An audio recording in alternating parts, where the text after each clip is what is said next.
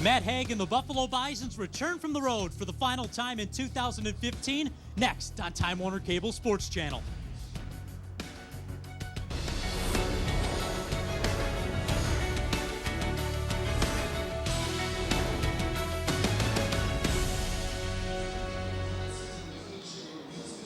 From the corner of Washington and Swan Street, for the final times in 2015, the Buffalo Bisons begin a homestand, and they'll take on the Pawtucket Red Sox inside of Coca-Cola Field.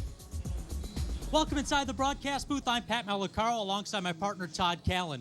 Well, a victory for the Bisons last night, keeping the playoff hopes alive, and partner with less than 2 weeks to go, wins are coming at a premium. Well, certainly the Herd will look for a springboard off last night's win. There you can see they enter play tonight. 7.5 games off the pace being set by Scranton. Still a lot of baseball left to be played here, and it'll start tonight with the Paw Sox in town. Just 2 games between the Bisons and the Paw Sox. Then they'll play 3 times here against Scranton Wilkes-Barre as the Bisons close out 6 more games in this homestand. Incredibly, folks, that's all that's left on the home slate. What you see on the screen right there, the Bisons need to string some wins together. Hopefully they can do it tonight with Pawtucket in town. They'll try and make it 2 in a row next as Todd Redmond and the Bisons welcome in the Paw Sox next on Time Warner Cable Sports Channel.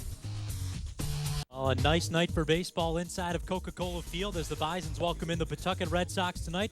Happy to have you along for the ride as the Bisons and Todd Redmond take the mound for this ball game tonight.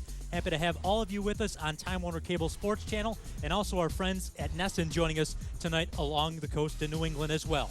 Time for the starting lineup brought to you by Russell Steaks, Chops, and More against Todd Redmond tonight. It'll be Devin Marrero, Sandy Leon, and Carlos Rivero at the top of the third of the card for Kevin Bowles tonight, while Ellen Craig, Chris Marrero, and Marco Hernandez make up 4, 5, and 6. 7, 8, and 9 see Jonathan Roof, Mike Miller, and Matt Spring rounding out the card for Pawtucket tonight. Pat will set the defense. John Birdie is at third. Jonathan Diaz at short. His double play partner, Andy Burns, at second with Matt Haig, the league's leading hitter, at first base. Dalton Pompey in left, Chris Heisey in center, and Ty Kelly is roaming out in right field. And Sean Ochinko flashing the signs for the starter, Todd Redmond. Now, and Todd Redmond taking the hill for Buffalo tonight, looking to up the record a little bit. The numbers are a little bit deceiving as Redmond has gone in and out of the rotation, now making his 6th straight start for manager Gary Allenson and the Bisons. Last time out, a loss to Syracuse, but 6 innings. That's one thing that Todd Redmond has done for this Bisons ball club, given them innings lately when pitching. A lot of the pitching over the last couple of weeks has either gone up to the big leagues or been used as trade material for Toronto. Back-to-back quality starts for Todd Redmond, 1-1 in those last 2 decisions. We are just about ready to go on a crisp, cool night here in Western New York.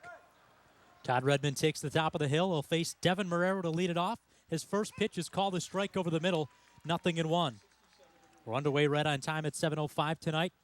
You mentioned a partner, a brisk temperature tonight of 66 Fahrenheit and 19 Celsius. As the next pitch is a broken back chopper foul.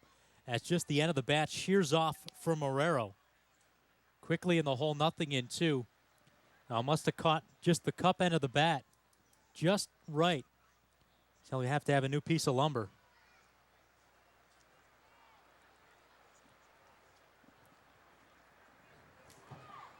It's some of that Manimoto grip stick. Maybe you put a little pine tar at the handle as early on Marrero. That bat will not die a hero. That one was as close to going off the end of the bat as you could come, and that's why it really just splintered that small section away. So now Todd Redmond, who was just waiting out around the mound, will go to work to Marrero, the shortstop. 0-2. Marrero batting .251. Does have 6 home runs and 27 RBIs. 0-2 pitch off the end of the bat into center field. Coming in is Chris Heisey. He'll make the catch on the run, and that was a pretty good play, as maybe a little bit of deception as that ball hung up longer than maybe some of us would think. Yeah, it didn't take a perfect jump, but it took a pretty good jump, and that's exactly what Chris Heisey had on that, as off the end of the bat, but a good running catch by the Bison center fielder. An 0-2 pitch that saw a lot of the plate, but Heisey able to run it down. So 1 up and 1 down, and Sandy Leon, the catcher, will be the next one to bat. Switch hitter in there from the left side. Redmond delivers. First pitch swinging. 0-1. Todd Redmond won't overpower you with the fastball, topping out in the low 90s, but able to pick his spots pretty well. 0-1 offering. Stays upstairs, and the count of leaving at a ball and a strike.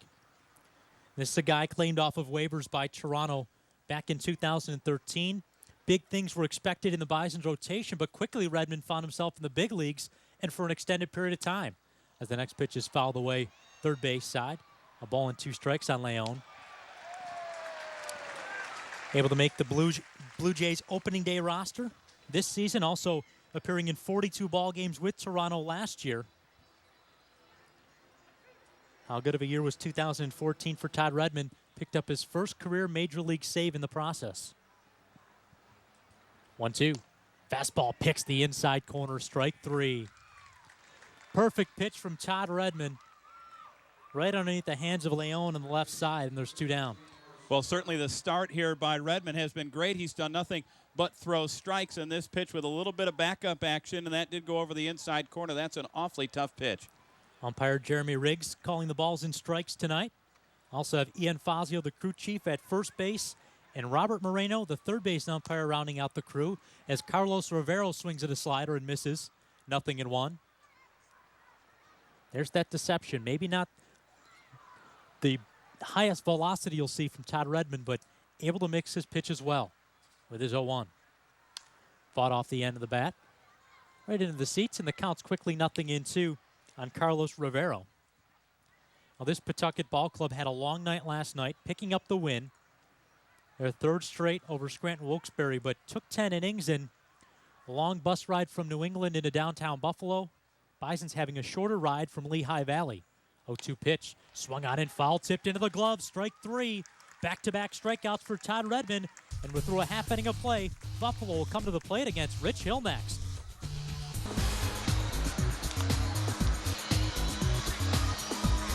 Todd Redmond made quick work of the Paw Sox in the top of the first. Now to be Dalton Pompey's chance to lead it off for the Bisons. He'll be followed by Ty Kelly and Matt Hague at the top of the card. Alex Hassan, Andy Burns, and Sean Ochinko in the middle portion of the lineup. Chris Heisey, John Birdie, and Jonathan Diaz rounding out the card for Bison manager Gary Allenson tonight.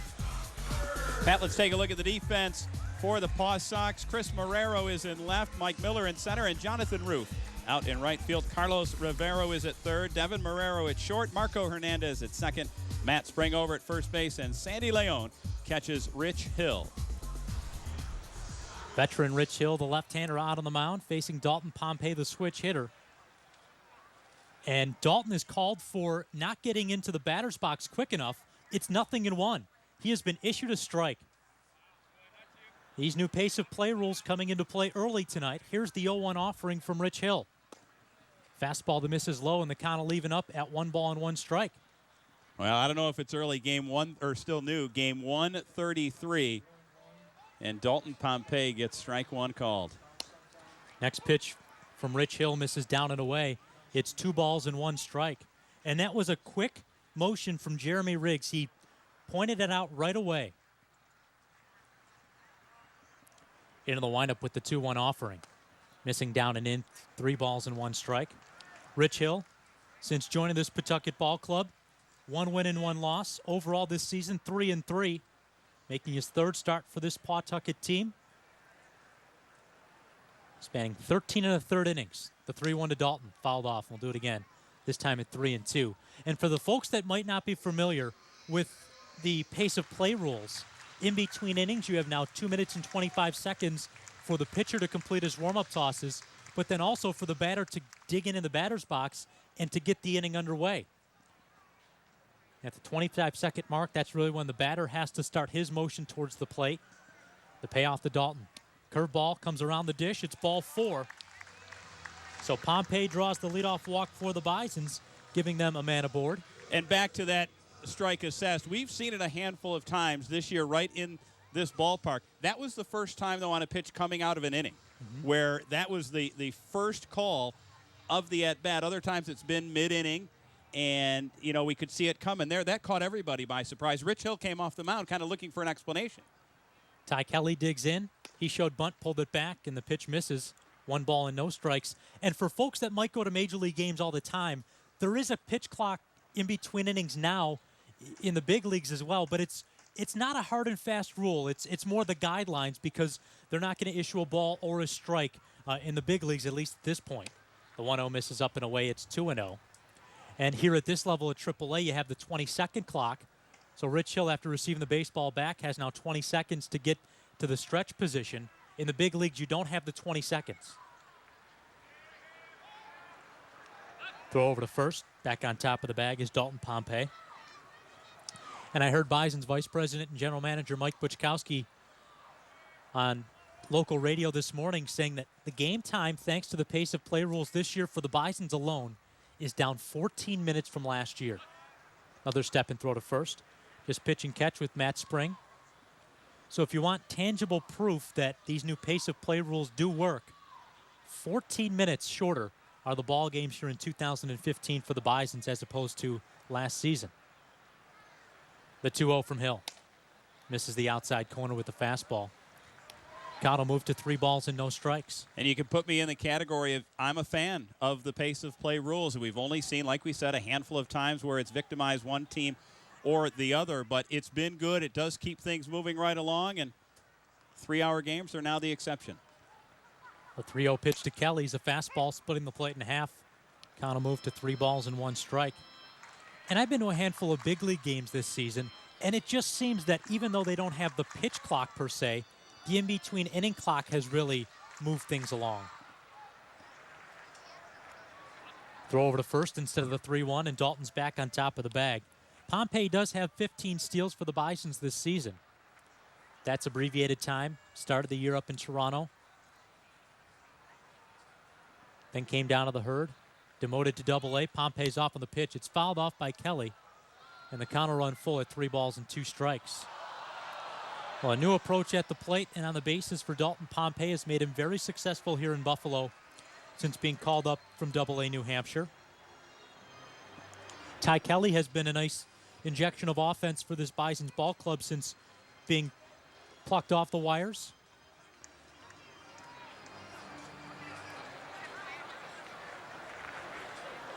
Long pause from Rich Hill and a throw over to first. Sidearm sling, nothing doing. Now for Rich Hill, the Boston native. Mentioned making his 3rd turn of the rotation for the Paw Sox. Both of his starts coming against Lehigh Valley before tonight. 3-2, curveball, chop foul.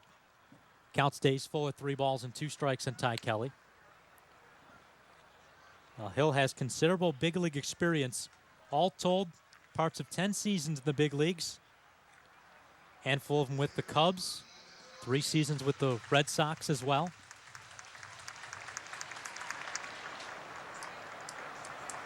A lot of big league experience out on the mound for both sides tonight. The payoff. Curveball, tapped off, foul. Sandy Leon can't hold on to it. We'll do it again at 3 balls and 2 strikes. Well, if nothing else in this inning, Dalton Pompey and Ty Kelly making Rich Hill earn it. Already 13 pitches into the frame. And that was the first 3-2 delivery that Pompey wasn't going at it. He had a great read on the moves and the throws over earlier in this at-bat. Last couple he hasn't been quite as certain. Another 3-2 is lifted in the air to right field. Going back is Roof. He's there and makes the catch. Ty Kelly is retired for the first out of the inning. Now a pitch tailing away from the switch hitter batting from the right side and lifted his head to the sky after it was caught for the out. Dalton Pompey remains at first. The league's best hitter digs in Matt Haig. Returning to the Bisons after spending 6 days in the big leagues with the Blue Jays. First pitch to Haig, misses down and in for a ball, 1-0.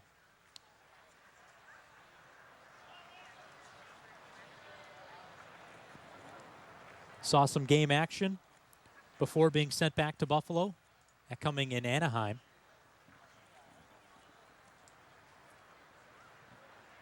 Hill's 1-0 pitch. Catches the outside corner. Count evens up at a ball and a strike. Now Matt Haig should be the unanimous league MVP when all the ballots are tabulated at the end of the season. .349 batting average into the final 2 weeks of the year.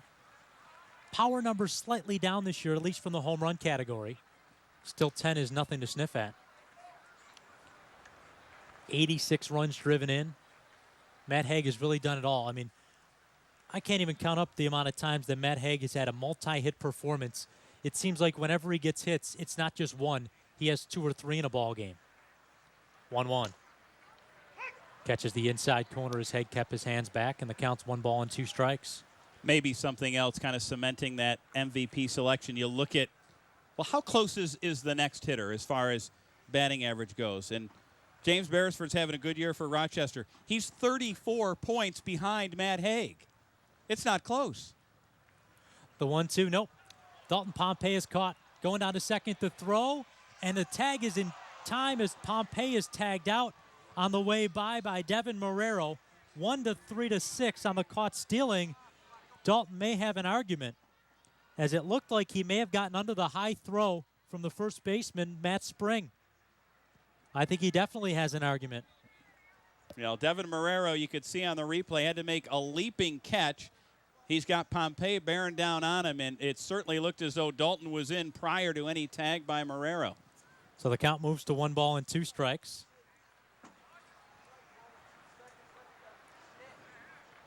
Next pitch misses inside, kind of leaving up at 2-2. And for those that might have been worried that Matt Haig might have some trouble coming back to Buffalo after really only seeing game action once in 6 days in the big leagues, while he's gone on and helped his hitting streak continue on as he fouls the next pitch off, the count will remain 1 ball and 2 strikes. He's hit safely in all 3 games since coming back to Buffalo, accounting for a 6-game hitting streak.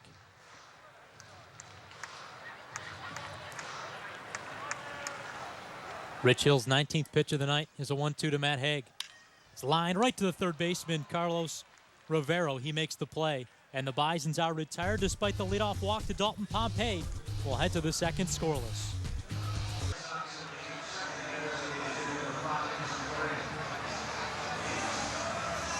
Todd Redmond set the side down in order 1, 2, and 3 in his opening inning of work, using just 10 pitches to get through the first. 9 strikes and 1 ball outside the zone. That's all it took. He'll face the middle third of the card for Kevin Bowles tonight. Alan Craig, Chris Marrero, and Marco Hernandez. Right-handers ready as there's still time on the pitch clock. Now he's into the windup. Pitch to Craig is fouled off the third base dugout.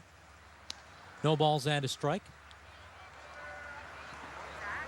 Now Todd wasn't going to leave it in the hands of Jeremy Riggs, the home plate umpire. After a deep exhale, he waits for Craig to dig back into the batter's box. And the 0-1. Good slider snapped off the outside corner. 0-2. Well, we've seen early on the MO for Todd Redmond. Keep his pitches away so that these Pawtucket hitters really have to extend the bat. 0-2. Fastball, maybe upstairs. Sean Ochinko framing it, trying to get the call. It's a ball and 2 strikes.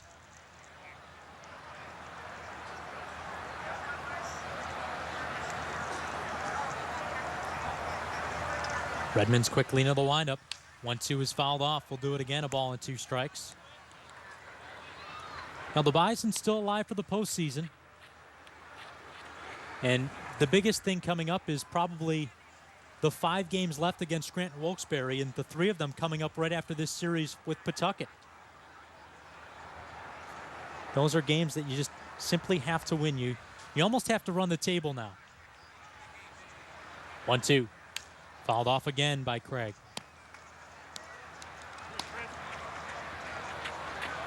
Yeah, I think you're right about that. They've put themselves in the spot. There's very little margin for error. They're done playing Rochester, so they'll need help from the out-of-town scoreboard. But 5 against the first place Rail Riders. But first things first, that's Pawtucket in town tonight and tomorrow night. 1-2 slider misses down and away as Redmond nearly came down from the side. So the count evens up at 2 balls and 2 strikes. And the Scranton Ball Club beaten up a little bit by Pawtucket the last couple of nights at McCoy Stadium.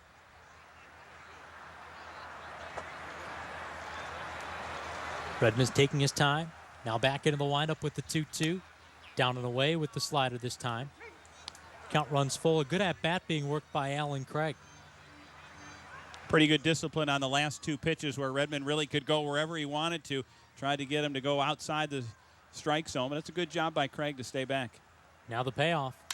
Lifted to right field. That'll fall in for a base hit in front of Ty Kelly. playing out a couple of hops. Alan Craig will extend his hitting streak now to 8 straight ball games as he picks up the first hit for either ball club in this game. Well, he remained patient when he was behind in the count, and maybe that was some foreshadowing because he waited on that pitch and didn't try to do too much with it, just served it out into right field and lead off base runner. So Craig's aboard. Chris Marrero bats, as Todd Redmond will have to work from the stretch for the first time tonight.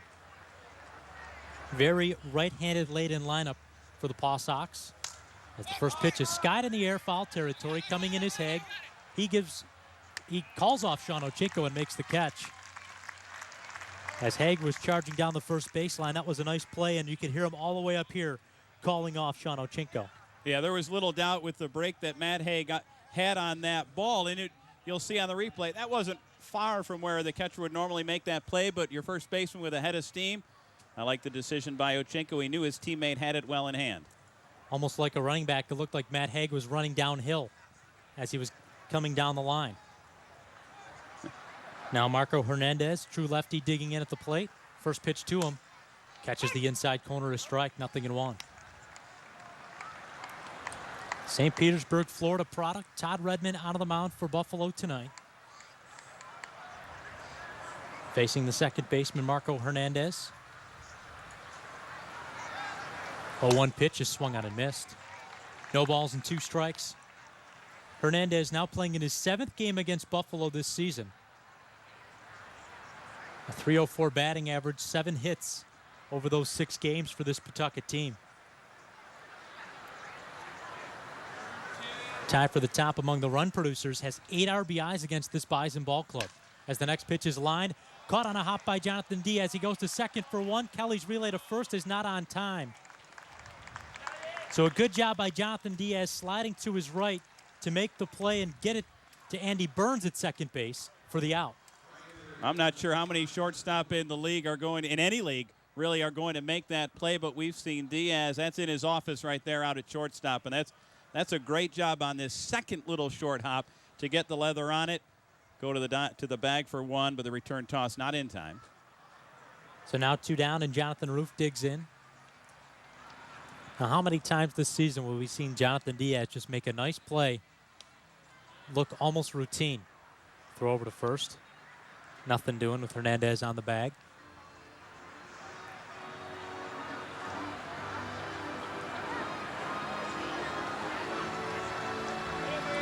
Todd Redmond coming set once more. First pitch to Roof. Chop third base side, waiting back on it is Birdie. He'll go the short way to second. And that's a quick inning despite the leadoff single by Alan Craig to give us a base runner in the ball game. An inning and a half complete, still scoreless.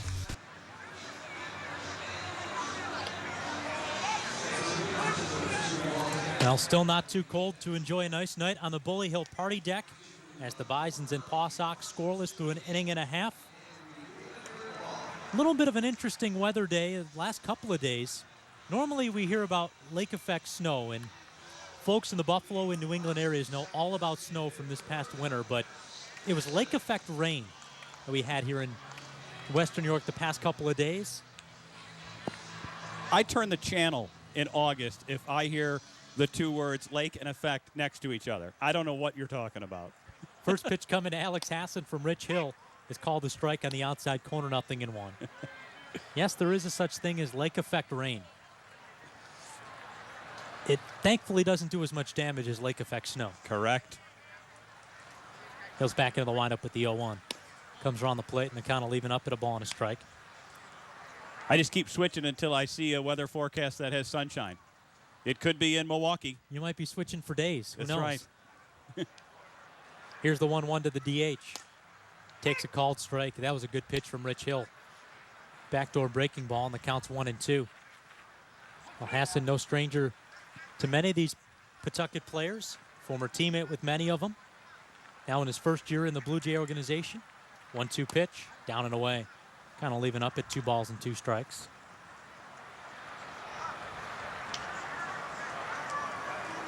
Bisons looking for their first base hit despite Dalton Pompey leading off the first with a walk.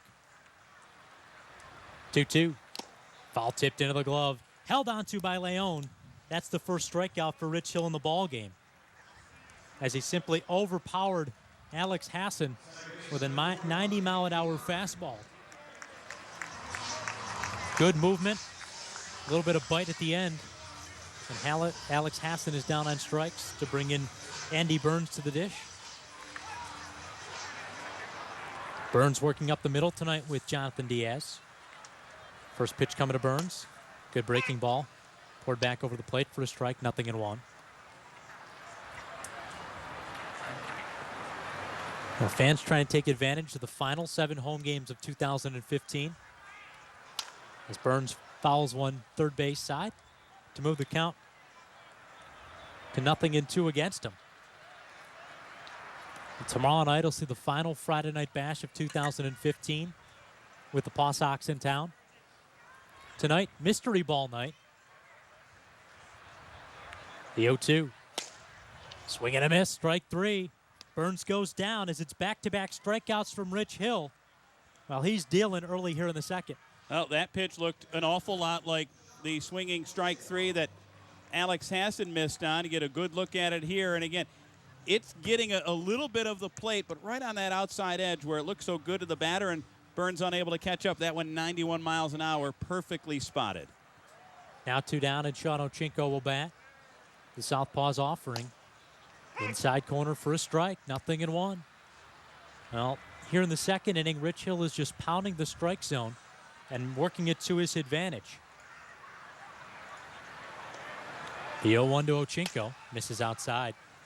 Kind of leaving up at a ball and a strike.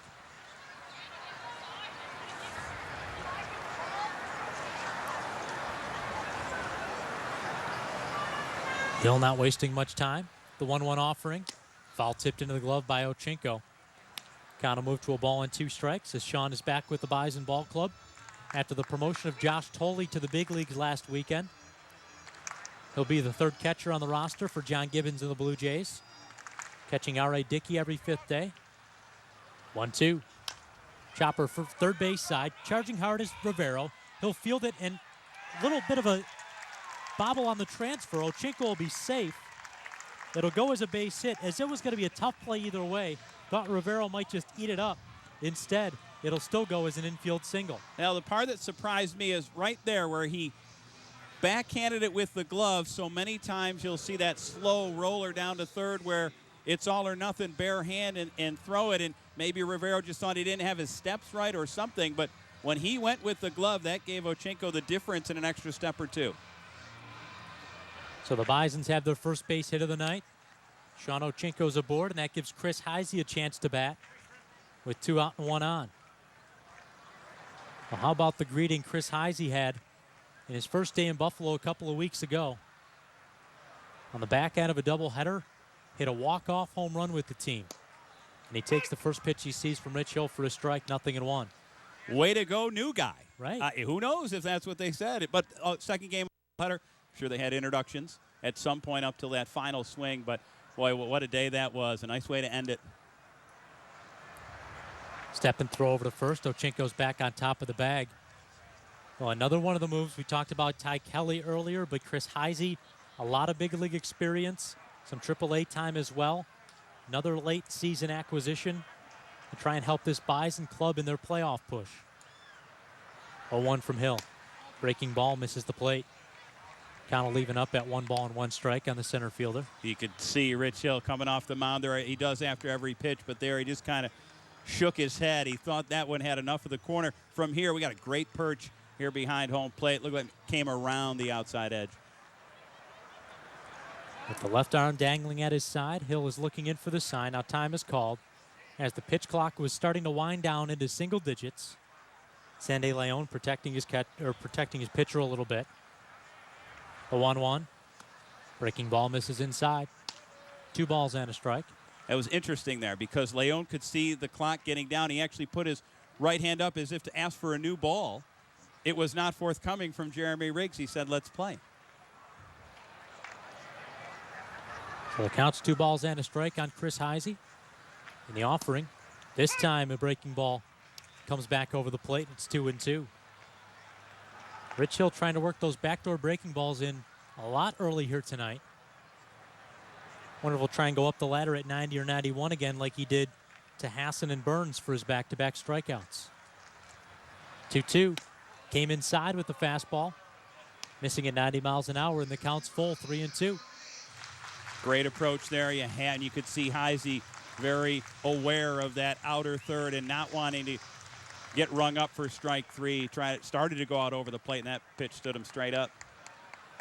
Ochenko will be off on the pitch. Here it comes, the 3-2. His chop foul right past the Pawtucket dugout. We'll do it again at 3 balls and 2 strikes. So Chris Heisey trying to extend the inning here in a scoreless ball game. Identical line scores for the 2 ball clubs as they play in the second. Neither team with a run on just 1 hit, playing errorless baseball. Another 3-2. Misses down and in off the glove of Leon. He'll jog on towards the Pawtucket's dugout as Heisey jogs to first on the walk. Runners on first and second for Buffalo, trying to build a little bit of a rally here with 2 outs. Well, the inning certainly started off innocently enough, and Rich Hill was a strike away from getting out of it in this second inning, but the infield single and then a real good at-bat there by Chris Heisey, able to foul off a tough 3-2 pitch and taking ball 4 as that was low and in. Now John Birdie, a chance to really extend the inning here for Buffalo. A base hit would probably give Buffalo the lead. Outfield playing straight up. Corners are pulled in even with the bag. First pitch is a breaking ball, missing. It's 1 ball and no strikes to Birdie. Well, if he doesn't have one yet, I'm sure John Birdie will be getting a DP Busters t-shirt from Rich Miller very soon, as the speed on the base paths has helped turn 6-4-3 double plays into fielder's choices this year. As the next pitch misses upstairs, 2 balls and no strikes. Something that Rich Miller, minor league coordinator here for the Blue Jays, likes to give out to players for breaking up double plays, getting into second base, doing it the clean way. 2-0. Fastball catches the inside corner. It's 2 balls and a strike.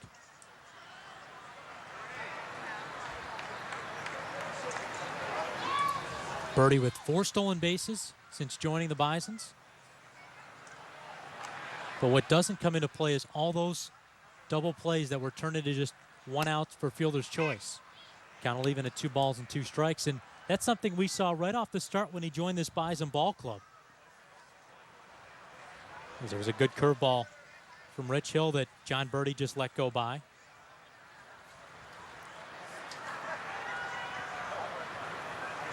Set the 2-2. Swing and a miss, strike 3. Rich Hill gets 3 strikeouts in the inning. He did give up a base hit and a walk, but no damage done with 2 outs. They played 2 here in downtown Buffalo. Still scoreless through 2 innings of play.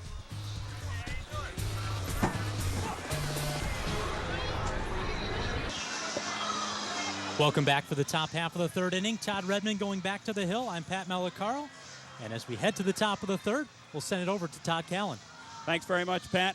Scoreless ball game, as you mentioned. Each team collecting a base hit. 8-9-1 due up for the Paw Sox here in inning number 3. That means Mike Miller, the center fielder, will lead it off against Bison's right-hand starter, Todd Redmond. And Pat, throughout this top half of the 3rd inning, very pleased to be joined by former Blue Jay standout Devon White. We all look at Mike Miller take strike 1. Devon, welcome to the broadcast. Hey, thanks for having me up here, guys. It's really good to see you, and here we are getting a good look at the Buffalo Bisons. You're a AAA club from the Blue Jays as he waves and misses at the 0-1. And Devon, talk about your fondest memories from those championship years with the Blue Jays. Well, let's talk about this nice bird's eye view you guys have. No, but my fond years with, I think, I've been to the games a lot this year, and the fans are coming back, and it's getting excited again. Players are excited. Alex, AA, like they call him, has done a great job with the trades and putting the chemistry together. And I think, that's the biggest thing. You can go out and get good players, but the chemistry makes a big difference. 0-2 pitch lined up the middle, a base hit for Mike Miller. We mentioned the atmosphere. David Price, his first start at Rogers Center, he talked about how that was the most exciting atmosphere he'd been in, and it really can impact a player when the crowd is behind you that much? Definitely, especially when you're on the mound and you're trying to get these hitters out. And just from what I've seen and what I've heard so far about Mr. Price himself, it seems like he's a hell of a person. That day he came in, he got a flat, and when the game was over, I think they won that game in like extra innings, and he had a flat. He came in and he went out and he threw on the side. And this was like, 11 o'clock that night. And he went in, and I saw that. I'm like, this is a special guy. So, hey, I would love to see him, stay in a Blue Jay uniform, but we'll have to wait and see about that. Matt Spring stands in, takes a breaking ball outside for ball one. With these big crowds, does it sort of give you the feel of the early 90s again when that park was jumping every night? Well, it gives me that feeling. It hasn't given them that feeling. They were too young. But I think, when that home run, and, they've been scoring. I heard a stat last night that was pretty impressive, 20 plus 10 runs score or more. That's very impressive offensively if we could come in from the offensive lineup. And I think that's great. And I think, the fans, people are calling me for tickets. I said, I can't help you. I'm not the right person at this time. A ball and a strike on Matt Spring. And you mentioned you've been able to see a number of the games this year. It seems like the band's kind of getting back together. A lot of the Blue Jays alumni have really been a part of not only this season, but a couple of seasons in the past. Talk about how important it is for you guys to still feel a part of the team. Well, we've always felt like a part of the team. We're pretty much just in the booth or in the suites, just watching the game. That's what I do. A lot of times, most of the times I don't go downstairs. Like for instance, today I didn't get a chance to go downstairs because they, first of all, don't know who I am. Oh. They know the name, but they never met me. So, I keep to myself and try to just see what's going on the field, and if I can help, I'll make a suggestion. 2-1 pitch, and off and stealing second base is Mike Miller as Spring swung through it. 2-2 count, nobody out here in the third, scoreless. Well, I'm sure if you could take a look in the crowd, you're going to see some Devon White jerseys out there from back in the day, I would say. Every now and then you see them pop up. It'll pop up, but just right now I'm excited to go and watch the game because you don't know what's going to happen. Unfortunately today, I think they lost 4-1, but there were some opportunities that they let squeak by, and that's unlike them. And it seems like they go on that road trip to Los Angeles and to Texas. Those are teams right in the thick of the wild card hunt. Come back 5-1. But I'm like you. I wonder if there's a little bit of a sinking feeling on that plane back going, hey, a few less double plays that we hit into today, we could have walked out here 6-0. The standards are high, I guess is what I'm saying. Well, yes. Now we set them to, like an alumni like myself, we set them to a higher standard, because those are guys that are usually driving those runs in. But I think it was a breath of fresh air for them with all the signing and everything that's going on. They beat up on my old team, the California Angels, so bad they're in a slump now. Yep. Devin Marrero now batting with one out, and it's Mike Miller still out there at second base getting his lead as Todd Redmond at the belt. Pitch on the way. That's on the corner. We're even at a ball and a strike. Well, I almost feel like this year's sort of a perfect storm for not only baseball in Toronto, but baseball in Canada with, again, the Canadian team winning the Pan Am Games, the games being in Toronto. Just feels like baseball is just right on the forefront of everybody's mind in Toronto right now. Yeah, you sound like you're Canadian here. We live close enough on the border, right? Yes, that's true. Of course, I'm Jamaican born, so I'm going to pull for the Jamaicans too. But no, they have been playing well. I've met Steve Nash a couple of times, and, I'm a basketball fan, of course, and I like what he's doing over there with their national team. Of course, the track team stepping out of across the line in the 4x4 was disappointed, but, I think they were a young team, so, they'll get better at doing that. But Canada sports is really taking off. Of course, the Raptors is playing well, and, Jurassic Park. And I would definitely like something like that to happen this year with the Blue Jays. Devin Marrero is 0 for 1. He lined out to the Bison center fielder Chris Heisey at 7:05 as we got this game underway. We're scoreless. Top of the third inning, 1 out. And Mike Miller's leadoff single now out at second base, and a 2-2 count as Redmond checks the runner a couple times. Pitch on the way, breaking ball waved at and missed. And Devin Marrero goes in the glove. A tough breaking ball. Now, here we are in Western New York where we lead a number of leagues in droughts getting into the postseason. Now, when you were playing for the Jays, just a rite of passage. Come October, we're going to have some playoff baseball. Then the long drought that the Jays are in. How tough do you think that's been on the city and those faithful baseball fans as they look to get back into the postseason? What has that drought been like, do you think, for those folks? We know what it's like here, let me tell you. Well, it's definitely been difficult. When the big trade they made with Florida didn't work out, it was a lot of big names. But, like I said earlier, that you have different chemistry right now on the club. So, speaking of the drought, it's one of the toughest division in baseball. Yeah. So, you got the fans have to consider that too. The Yankees are always there. The Rays always sneak up on someone. And, of course, Buck down in Baltimore. It's a tough division. So, now that this is the opportunity for the Jays to, get back to the postseason. 0-1 pitch. Slips outside. I think that maybe is the biggest part that plays into that excitement level that is ratcheted up so high every night. Tickets, very tough to come by up at Rogers Center. 2 down here, runner out at second, 1-1 count on Sandy Leone. Leone is 0 for 1. He fanned his first time up. And we don't know what the future will hold for some players on that Toronto ball club, but you look at Troy Tulowitzki's now probably a long-term fixture on that ball club, and even some of the young players like Kevin Pillar who have come up through the system. Seems like the core of guys that have been added to the mix with Jose Bautista and those players really have meshed nicely. Yes, they have meshed very nicely. Now it's just a matter of, like you said earlier, signing Price, and you have Bautista and Encarnacion that have options next year. So, those are decisions Alex got to make on what needs to be done to keep this team going, because this is a time to do it with them being at the top of the division right now. And we'll be back scoreless, bottom of third coming up. Bisons baseball.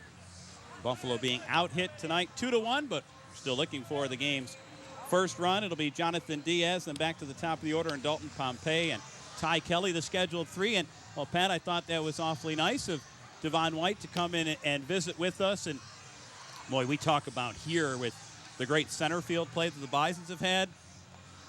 That guy right there could cover a lot of ground up at what was then Skydome. Yeah, 17-year, very successful major league career, part of those 2 Blue Jays ball clubs that went back-to-back. The good old days, if you will. And we talked about the streak. I mean, it looks like the Jays hopefully can end the streak this year with, guys like Devon White, Joe Carter were the last ones to make the playoffs for that ball club. I love how he was well aware that they'd won 5 in a row. Geez, they dropped one today, hit into a couple of tough double plays, and boy, everyone is focused on the Blue Jays as Jonathan Diaz takes up high for ball 1. And it sure has been exciting for Blue Jays fans, of which I am one. Next pitch up high, 2-0. Well, and Devon here today to sign autographs. Another part of this homestand, part of Mystery Ball Night here tonight. Diaz hitting at 215, 2-0 pitch is swung and fouled off, and that, I thought, got a chunk of somebody, and I thought Leone. We'll get a look at it here on the replay as he took a hearty cut at this 2-0 pitch. Yep, that one went right off the catcher's mask. Looks like everybody's okay. 2-1 the count. The line was very long for Devon White. I think a lot of folks right in that wheelhouse that you were talking about. Remember those early 90s teams, and remember his entire major league career because it spanned 17 seasons. It wasn't just a flash in the pan early 90s sensation in Toronto. I mean, he was there for a long time, and a lot of folks coming out to see him here tonight. 3-1 as that previous pitch missed up high. Good hitters count now for the Bisons shortstop, and that one is up and away for ball 4. Third walk of the game already for Rich Hill. That's been really his only trouble spot, is issuing the free pass. Now Dalton Pompey, who comes to the plate now, he walked in the bottom of the first and then got caught stealing, went to second on a pickoff play to first that Matt Spring was able to get to Devin Marrero in a very, very close play at second. Pompey was called out, and that would help short-circuit the rally for the Bisons in the first. Diaz gets his lead pitch on the way. Pompey squares around a bunt, bunts through it. Snap throw down to first. No tag applied. Strike one on the Bisons' left fielder. Was it just me or did that play almost happen in slow motion? Seemed like everything was just a second behind. The reactions from everybody on the field, including Sandy Leon and even Jonathan Diaz. And maybe Matt Spring, he can add the first baseman to the list for the Paw Sox. Good thing he wasn't anchored to the bag. Now, good lead by Diaz. 0-1 pitches, line foul. That's into the seats, and Pompey in a deep hole at 0-2. Well, Devon White has a fair amount of Golden Gloves, All-Star selections, World Series champion. That's a pretty good record book to go over if you're Devon White. 3 rings, nearly a 300 hitter in the postseason. Not a bad career. 0-2 the count on the Bison's left fielder. Pitch on the way. Inside, ball one. And there certainly is that presence and that constant stream of Jays from those glory days, even back in the mid-'80s when it really got cranked up with Barfield, Bell, and Mosby. That team just celebrated, what, 2 weekends ago, 3 Yep. weekends ago. Throw over, chases Jonathan Diaz back. Trying to think back, either 5 or 6 or more first pitches, all of those key members were there. I think it was all the starting 9. Throwing to their counterparts, now the current day Blue Jays. Okay. I must have it on the small TV. Didn't have it on the big screen. I only saw 6. Next pitch, swung on and missed. Another snap throw. The tag is in time. They got him. Well, a strike him out, pick him off double play, if you will. Pompey goes in the glove, and this time, nobody's sleeping for Pawtucket as the snap throw and the tag by Spring, and just like that, the bases are empty with 2 down. Well, you talked about the lead Diaz had. Matt Spring was right at the bag, and Sandy Leon was just sort of waiting in the wings to hit that throw down to first base. And now the Bisons, after having the leadoff walk, have no one on. Ty Kelly stands in, looks at a breaking ball, called strike one. And again, this reminder, just a quick 30-second break after this bottom of the 3rd inning. We are scheduled to be joined by Bison skipper Gary Allenton prior to the start of the top of the 4th inning. 0-1 pitch, another breaking ball, same result, strike 2. 2 down, bases empty. We're in the bottom of the 3rd inning, scoreless game. So 8 outs have been recorded by Pawtucket, 4 via the strikeout. Next pitch bounces up to the plate. A ball and 2 strikes. Ty Kelly is 0 for 1. Hit a fly ball to Jonathan Roof out in right field. A routine play. Bisons have just 1 hit. The 2-out infield dribbler single for Ochinko. Next pitch, line foul right side. Up to the club level it goes, rattles around, and then bounces down below, and the chase is on. 90-mile-an-hour fastball that Ty Kelly able to fight off. Infield backed up all the way around. Outfield plays Kelly straight away. Medium depth. Next pitch inside, just off the corner. 2 balls and 2 strikes. And I mentioned earlier that Rich Hill does come off the mound after every delivery, literally onto the grass. You get a good look at it. Next pitch swung on line, sinking into center field. Base hit ahead of the hard-charging Mike Miller. The 2-out wrap to center field will give the league's top hitter, Matt Haig, a chance. Now that pitch cutting right over the heart of the plate, and you can see Miller just at the last second pull the chute, and with 2 down and nobody on, you can afford to keep that baseball in front of you for a safe single, but nothing more. Rich Hill will have to really worry here about Matt Haig. Put a good swing on his first at-bat in the game, just unfortunately lined it right to the third baseman, Carlos Rivero. If he puts one down in the corners again, you've got good speed in Ty Kelly. Hill pulls down the stretch in a long hold. Now the pitch on the way, breaking ball. Line foul down the right field line. It was a breaking ball just about that location that Haig went out after, and he did pull it with some juice, as Pat mentioned, but right into the glove of Rivero. Now there he changed his approach and said, if you're going to pitch me away, I'm going to hit it away. 0-1 on Haig with the average at 349. Next pitch swung on line, right field side. That'll find the seats again. Well, and for a guy like Matt Haig that has such good discipline at the plate, he knows more often than not what is going to be called a strike and what not. And just extend the hands on the pitches that are close enough and watch those ones that are maybe too far outside and keep himself alive until he can get a good pitch to hit. Kelly the lead. The 0-2 is fought off and fouled. Look out. There you get a good look at the Bison skipper, Gary Allenson, going through the signs. Again, he'll join us after a quick 30-second timeout once we wrap up this bottom of the third inning. Maybe that sign was, get my headset ready. Let's hope. 0-2 the count on Haig. Kelly the lead. Changeup called, strike 3. A little bit of break on that changeup, and Haig gets fooled and goes in the glove for the Bisons. No runs, 1 hit, no errors, 2 left. Scoreless through 3 innings.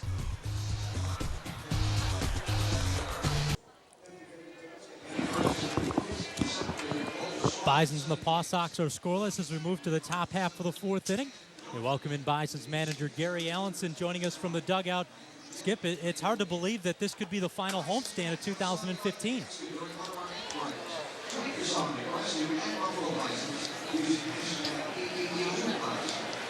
Well, Bison manager Gary Allenson joining us down in the Bisons dugout. Now, Skip, Todd Redmond out there on the mound for the Bisons tonight. Hard to believe that we're into our final homestand potentially here in 2015. Yeah, time flies when you're having fun. Doing a good job right now is throwing strikes. Well, and offensively tonight against Rich Hill, have you seen anything out of their starter that's sort of given the Bison fits? Well, you know what? He a little erratic with his fastball command, but just good enough right now, and likes to throw that curveball when he's behind in the count and when he's ahead in the count. I think he could be a little more selective. To look for the curveball when you can, in the right kind of a count there where you can sit on something and do something with. But hopefully we'll figure him out. All right, Skip, thanks for the time. Yep. All right, we move to the top half of the 4th inning. Back with the play-by-play is Todd. Thanks very much, Pat. Carlos Rivero will lead things off for the Paw Sox. Here is Todd Redmond back to work. Breaking ball. Must have been inside. Ball 1. Well, Bison skipper Gary Allenson talking about Rich Hill has thrown strikes, 5 strikeouts for his 9 outs recorded. Back comes Redmond. That cuts the plate in half for strike 1. Rivero fanned his first time up. That brought to an end a 1-2-3 top of the 1st inning. 3 strikeouts so far for Redmond. Next pitch swung on, dribbled down to third, short hop. Neatly picked by Birdie. The throw and the tag applied at first base by Matt Haig. The throw drew Haig up the line just a little bit, but that was the easy part of that play, Pat. A great pick on the short hop there on the backhand side by Birdie. Well, the Bison's defense all season long has been very good behind their pitcher, and that's just another example of it. You're right, the pick by Birdie, not an easy play, and, well, down the line, Rivero sort of knew he was a dead duck as he walked right into the tag of Matt Haig. Alan Craig, the DH, stands in. Craig's 1 for 1. He singled his first time up. He'll look at a fastball that misses away for ball 1. 1 down here at the top of the 4th inning, and that just the 43rd pitch delivered of the night for Redmond. Next one cuts the plate in half for strike 1. And you look at the splits. 3 out of every 4 pitches have been strikes tonight for Redmond. 33 strikes, 11 balls. That keeps the defense behind you on their toes. You get a lot of good plays when you're around the strike zone. Next pitch is lined. This is out to left field. This is trouble. It's deep. It's off the wall. Losing his balance is Pompey. Now Pompey will watch his center fielder come over and pick it up. Chris Heisey, and Pompey is in some discomfort. It's a double for Alan Craig. And now the focus turns to the Bison's left fielder, Dalton Pompey, who lost his balance and just now able to prop himself up. Yeah, I saw him there a moment ago pick up the piece of grass that he took out of the turf. He tried to plant his foot. His right leg just gave out. Running back to the wall. Trainer Voon Chong came out in front of the Bison's dugout, but he went back in quickly. Well, Dalton, a couple of times over the last couple of weeks has really had some unsure footing situations crop up on him, and a little tweak here and there. Hopefully that he'll be able to stay in this ball game, but looks like he's no worse for the wear right now. Well, he's certainly going to gut it out now. He was just doing a little bit of work on that on the knee. Now a runner in scoring position for the Paw Sox. Chris Marrero stands in. Pitch down low for ball one. And just the way it looked, you didn't know if Pompey was going to be able to get up without assistance, but well, he collected himself and kind of popped back in there. 1-0 pitch, misses away, 2-0. Second time tonight that Pawtucket has had a base runner out at second base. Alan Craig now 2 for 2 in the ball game. Marrero's 0 for 1. He hit a pop foul near home plate that was caught by a hard-charging Matt Haig, the first baseman. Next pitch on the outside corner. That's strike one. That's a great indication that Redmond's got good stuff tonight. Behind 2-0. Marrero probably sitting on one to come right down the heart of the plate. And he dusts off the corner and a beautiful pitch to make it 2-1. Next delivery, same spot. This one looped foul right side, club level, 2-2.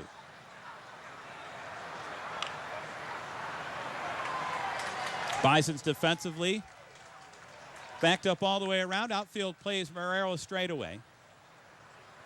Medium depth, Pompey, the left fielder, backed up a couple of strides due to the right hand hitting Marrero.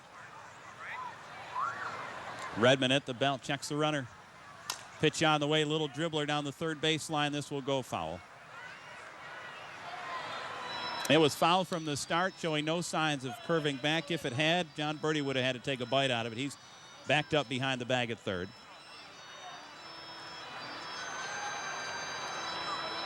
Some nice assistance there by the on-deck hitter, Marco Hernandez, as Marrero, not knowing if that one was going to stay foul, he really raced out of the box and his bat went flying, and Hernandez picked it up and walked it over to him.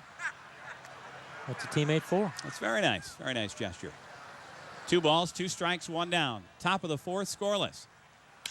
Pitch is swung on, popped up. Short center field, called by the Bison second baseman Burns. He makes the catch. 2 down, and here comes Marco Hernandez. Good pitch from Todd Redmond, coming back in on the hands, a little bit of bite on it, and just enough to get Marrero to pop it out. As Todd's really bearing down here. But the break didn't go his way with 1 out to have Alan Craig on second base. Trying to get out of this inning, keeping it at a 0-0 ball game. So 2 down, and Hernandez is 0 for 1. Hit a bouncing ball to Diaz at short in the hole, made a nice backhand play, flipped it to second for 1. Pitch is dribbled foul at home plate.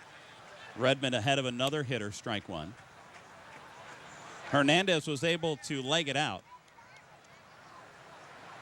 It was a real nice pick by Diaz at short to take away a base hit from the second baseman for the Paw Sox.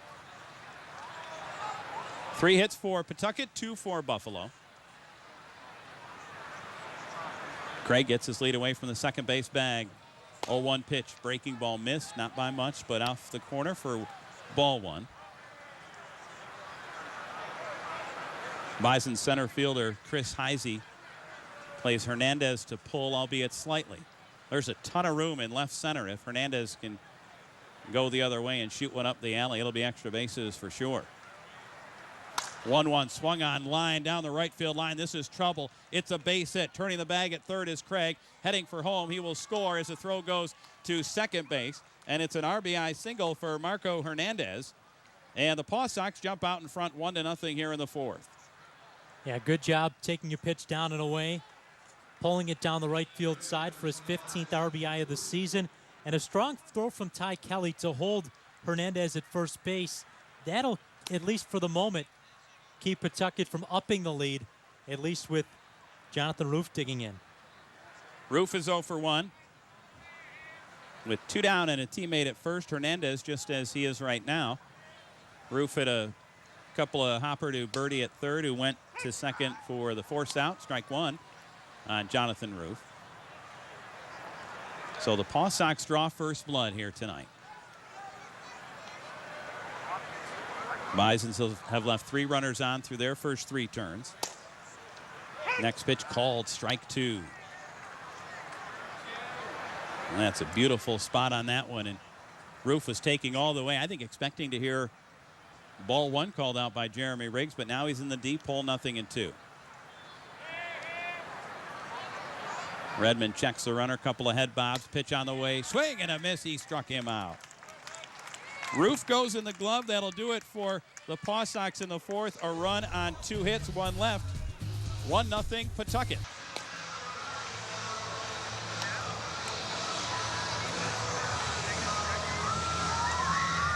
Welcome back to Bisons Baseball. Paw Sox with the game's lone run scored in the top half of this fourth inning on the RBI single by Marco Hernandez.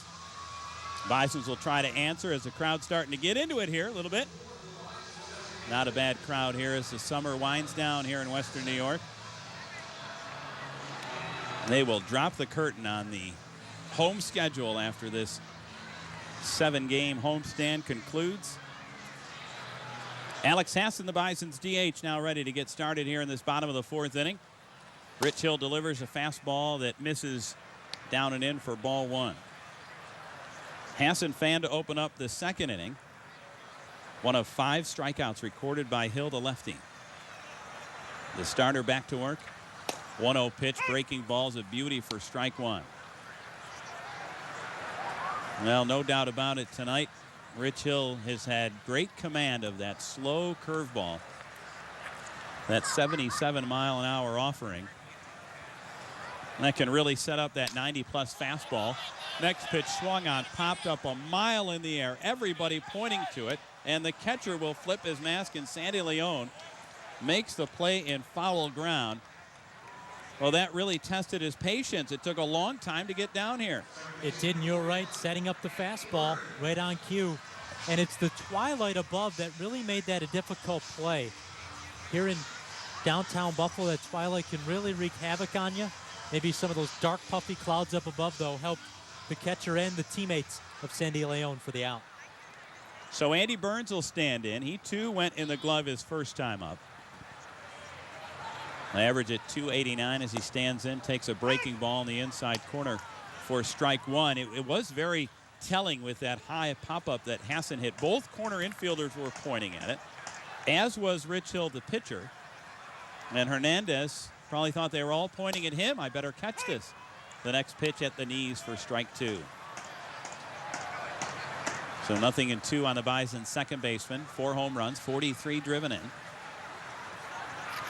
He's had a solid campaign for the Herd. 0-2 wasted outside, a ball and 2 strikes. Waiting on deck for the Herd, Sean Ochinko. Base is empty, 1 down, 1-2 delivery. Waved at and missed for strike 3. Again, that breaking ball. This one, he wasn't flirting with the outside corner. Instead, Hill decides to have this one sweep entirely across the plate, and by the time it finished up, it was at the ankles of Andy Burns. So he's gone in the glove for the second time in as many trips, and here comes Sean Ochinko. Well, this inning eerily similar to the second inning, where Ochinko came up with 2 down and the bases empty, and the Bison started to build a bit of a rally, had 2 on and 2 out before the third out was recorded. First pitch swinging, Ochinko wraps one to Marrero at short. The quick flip over to first, and plenty of time to retire Sean Ochinko. And the Bisons with him. They go in order. We head to the 5th, still 1-0 Paw Sox.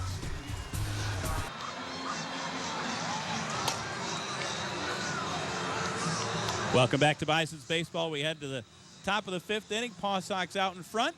A lot to celebrate here at Coca-Cola Field. And for the 5th, we'll send it back to Pat Malacarl for the play-by-play, Pat. Well, thank you, partner. That'll be Todd Redmond back out of the mound for Buffalo, having gone 4 innings. Giving up just that 1 run is the difference in the game to this point. 8-9-1. Set to face the Biden starter, who hasn't even thrown 60 pitches yet. By my count, 59 on the night. Here's the first pitch to Miller. It's high for a ball, 1-0. The Paw Sox center fielder singled his first time up, stole a base, and was left stranded at second back in that 3rd inning. 1-0. Catches the outside corner, a strike. Count evens up at 1-1.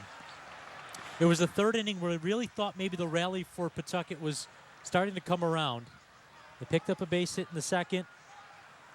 One man was left on, but that leadoff hit by Miller. He takes strike 2 on the inside corner. 1 ball and 2 strikes. Put himself in scoring position with less than 2 outs, but Todd Redmond left him stranded there on base after a strikeout and a ground out. The 1-2 in this at-bat way outside. Kind of leaving at 2 balls and 2 strikes. These two teams meeting here for 2 games, and then they'll close out the season against one another. Bisons still have their playoff hopes alive. Pawtucket no longer the playoff mix. 2-2. This is down and away. Able to check his swing. The counter run full at 3 balls and 2 strikes. So McCoy Stadium could be the end of the road for both these clubs, as they'll play over Labor Day weekend, Saturday, Sunday, and Monday. In just a little over a week. Payoff pitch, slowly chopped third base side. Charging in now is the shortstop Diaz. Throws across his body, not in time. Oh, a good throw from Jonathan Diaz. It'll go as an infield hit. Just not enough pace on it as Miller extended the hand, stayed back just long enough. Probably a good call there by first base umpire Ian Fazio. Very close play. I more than half expected Bison's third baseman John Birdie to go get that one, but Diaz so close to it and able to unleash that throw so quickly like Diaz does in the blink of an eye, and that was an awfully close play. So for the second straight time, Mike Miller reaches to lead off an inning. Matt Spring now bats with 1 on and nobody out. First pitch from Todd Redmond's outside for a ball. It's 1-0. Let's see if, with Matt Haig playing close to the bag at first, if Miller gets any extended lead, tries to steal his second base of the night. Todd Redmond thinking that. Quick throw over to first. Nothing doing.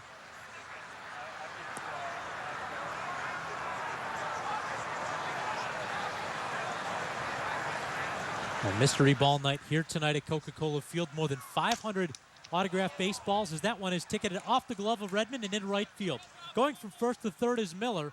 As the throw comes into third base, John Birdie has it. It's a base hit for Matt Spring. As that ball had so much pace on it, it went out of the glove of Redmond and into right field for a base hit. That ball was smoked, and just on reaction, Redmond sticks the glove out. I don't think it impacted the play. I don't know what your read on it was, Pat. Was Andy Burns going to be able to get over there and knock that one down? Maybe because they're cheating a little bit over towards the middle of the diamond with the runner on first, but that ball was hard hit, and I guess we'll never know. It's instinct to rather have Redmond put the glove up than his bare hand. Yes. So runners on the corners with nobody out, and the Paw Sox threatening to add to their lead. John Birdie already playing in at third. Haig holding the runner on at first. The pitch is foul tipped into the glove for a strike. 0-1 as we turn back to the top of the card. Devin Marrero's 0 for 2 in the game tonight. Struck out his last time up. 1 of 4 for Redmond here in this ball game. And a bit of a jam with nobody down. 0-1. Fouled into the seats quickly. It's no balls and 2 strikes as that one was lashed into the seats in a hurry. Fortunately, it looks like everyone is okay.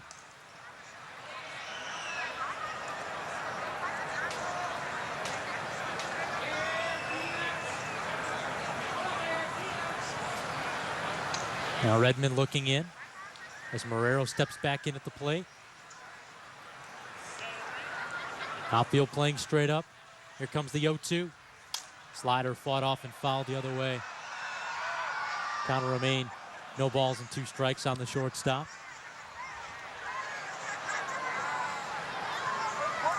Pat, defensively up the middle, the Bisons have Diaz and Burns at short and second respectively backed up. They'll trade the run for the double play. 1-0 score. Pawtucket tripling up the Bisons in hits to this point, 6-2. It's Todd Redmond working with Sean Ochinko. Now has the sign he likes. Another 0-2 offering. Chopped out in front of the plate. Redmond fields, looks the runner back to third. As off the bag, they'll have Miller in a pickle. John Birdie racing down the line. He gets the runner. So a heads-up play by Todd Redmond going 1-5. Marrero's aboard on the fielder's choice, but Todd Redmond nearly falling down to the ground and to pick up the baseball with the bare hand makes a nice play for the out. And I have to ask, and it's a lot easier from up here, I understand that, but where is Mike Miller going? The runner at third base on the little number right in front of him. And he just kept coming, and Redmond knew what was happening in front of him and threw the ball to the third baseman, and then John Birdie showing his speed, able to catch up to the runner. But team that's last in the International League in scoring runs, you better be sure with nobody out if you're the runner at third. Instead, he takes the runner away from 90 feet away. Runner stays in scoring position with one down. First pitch to Sandy Leon's inside. It's 1 ball and no strikes. You throw a ground ball here with the catcher batting, yes, hitting from the left side, and you may very quickly get out of this inning, and who knows, could be a turning point in the game right there. Spring is at second, Marrero's at first, only 1 out. The 1-0.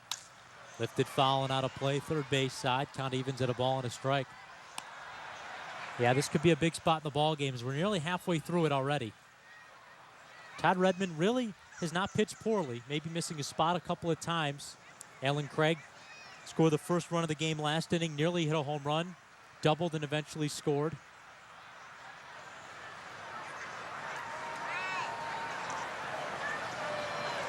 Now Redmond's 1-1 offering. Fouled off over the screen and into the seats. It's a ball and 2 strikes on Leon.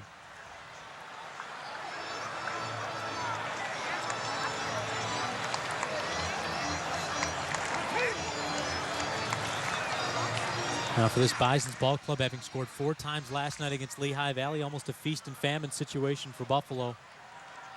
Runs either come in bunches or they don't come at all. So far in this game being shut out by the Paw Sox. The 1-2 pitch.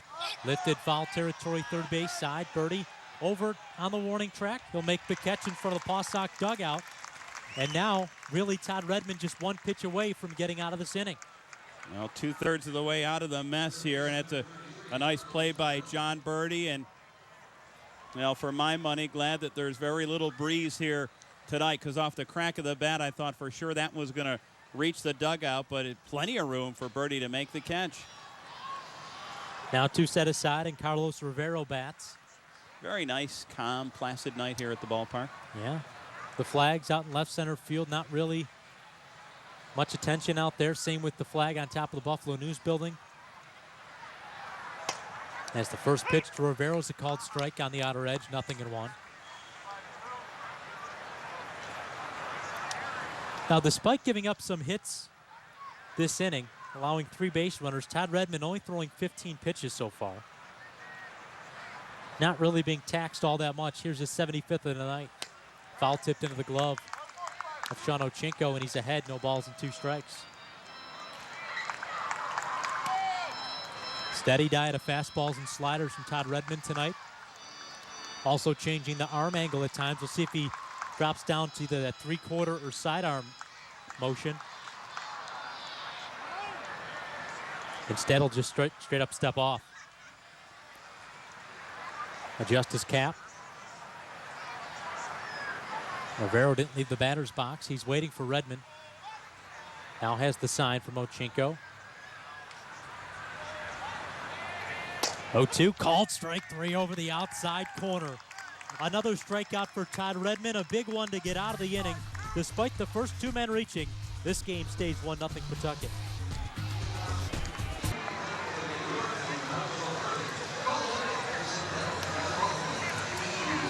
Halfway home on a Thursday night with the Paw Sox leading the Bisons 1-0. Rich Hill has done a nice job keeping his Bisons hitters at bay, just scattering a pair of hits. A couple of walks along the way to go along with his 6 strikeouts through 4 innings. Facing the bottom third of the card, Chris Heisey, John Birdie, and Jonathan Diaz. Bisons opening up their final homestand of the regular season. As Hill delivers the first pitch, fouled off just to our right. It's no balls and a strike as that one caught the front of the press box and rolls all the way down below. Something you didn't have to worry about up until about 4 or 5 years ago. The screen behind home plate didn't go all that high, but it went over top of the lower level. A 1 pitch, Stays upstairs. Count evens at 1-1. And then about 2012, they got rid of the overhang, but extended the netting up an extra probably 15 or 20 feet.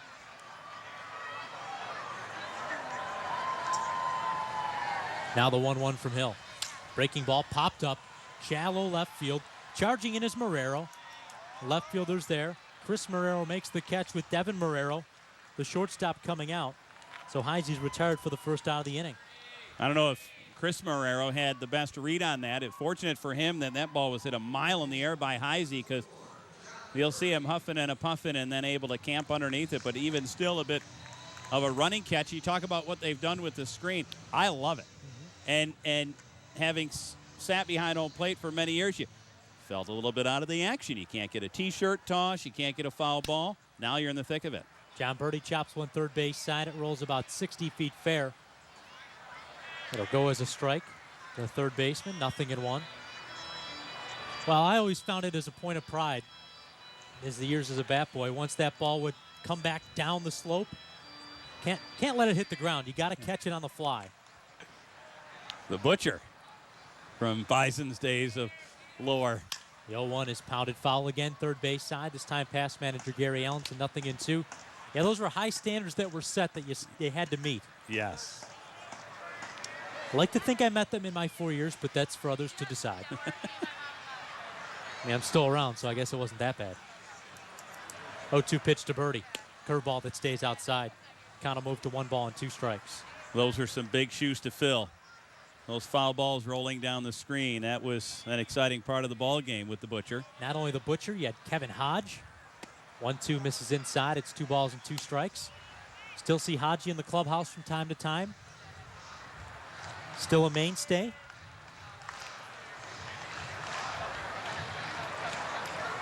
I have a feeling Hodge's either tuning into the TV side tonight or listening to Ben and Duke on the radio, as the next pitch is fouled just off to our right. We'll do it again, this time at 2-2 strikes. Now, this is interesting to me. We'll see how it goes. You know, golfers, they can go through an entire round. They can talk about every swing. Mm-hmm. Batters, same thing. This is what I do, or a pitcher setting up something. Does Haji, do you remember, boy, that game against Louisville, going back in time? I picked it up just before it hit. You remember plays like that? 2-2's fouled off. Actually swung out and missed for strike 3. Birdie will run down to first, but the throw beats him there. It's a strikeout. Throw him out 2-3. Leon to Spring, 2 down. I can't say I remember specific plays. I remember games. Okay. Always some memorable games along the way.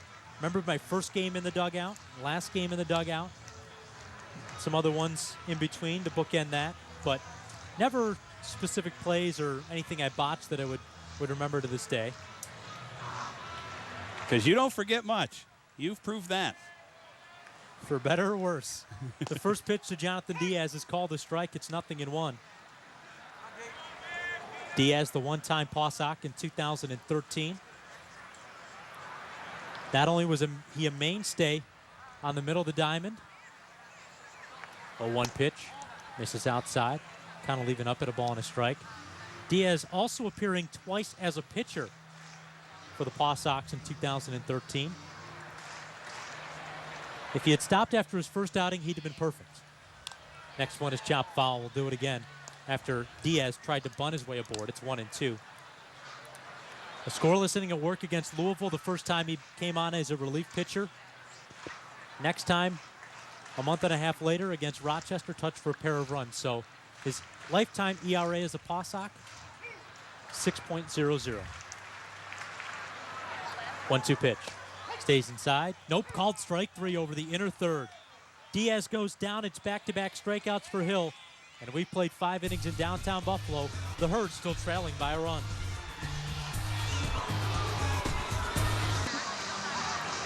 Back for the top half of the 6th inning. Like to welcome you in tonight, wherever you're watching us.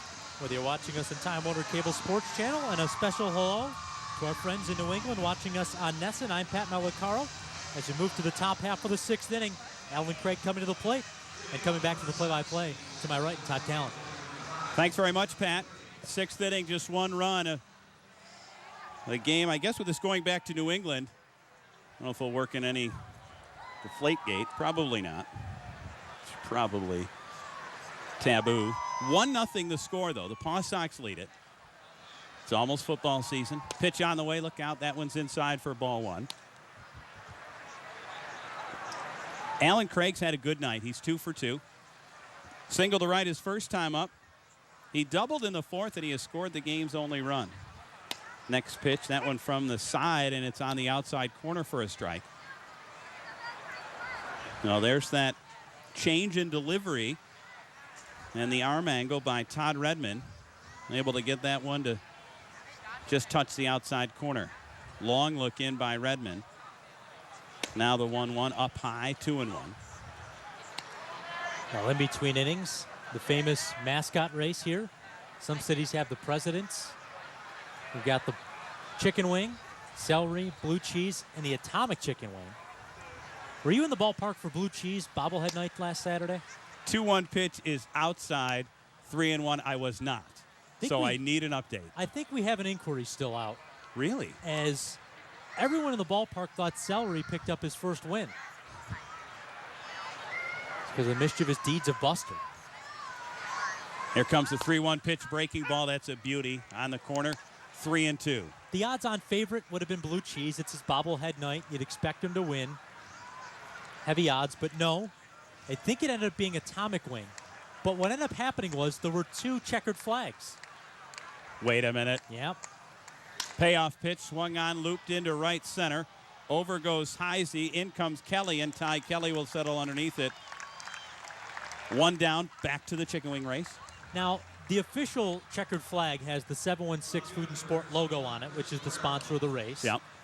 Buster had just a plain old smaller checkered flag, and Celery crossed that line first, and he stopped. But really, 10 feet down the line further, Atomic Wing passed him and went to the real checkered flag. Did Celery go nuts? First pitch to Marrero, waved at and missed, strike one. I don't know, but I do know some folks who are calling for an inquiry. Wow. I don't know if that one's been settled yet. Well, the goose egg was still up in Celery's column before tonight's race. The 0-1 pitch, lifted foul. This was coming back our way down to our right. 0-2 on Chris Marrero, who's 0 for 2 tonight. Now, Teddy Roosevelt never won in Washington until the Nats clinched the NL East division title a couple of years ago. I wonder if that's what will happen for Celery once the Bison's playoff drought is over. 0-2 pitch, dribbled to third. Birdie to his left, has it. The throw in time. Another real nice play by a smooth fielding third baseman, John Birdie. 2 up, 2 down. I mean, you can't jinx it at this point. We've already had Celery bobblehead day, Yep. and he didn't win on that night.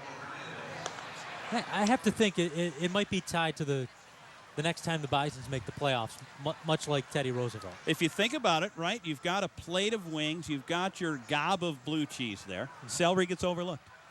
At dinner By time, some. snack time, and here at the race. No surprise, Celery winless.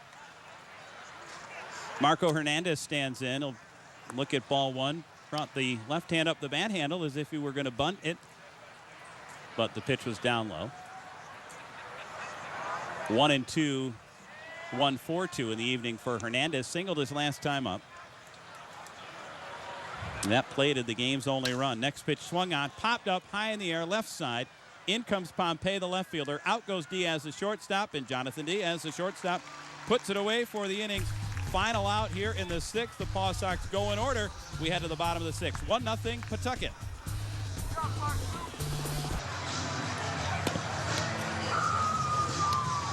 Welcome back to Coca-Cola Field. We head to the bottom of the 6th inning.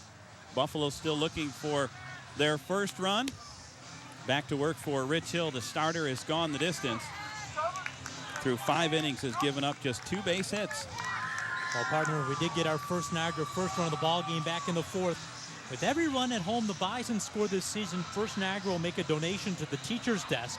Visit theteachersdesk.org for further details. That's brought to you by First Niagara. Do great things. Dalton Pompey will lead things off here for the Bisons in the bottom of the 6th inning. Buffalo leadoff hitter.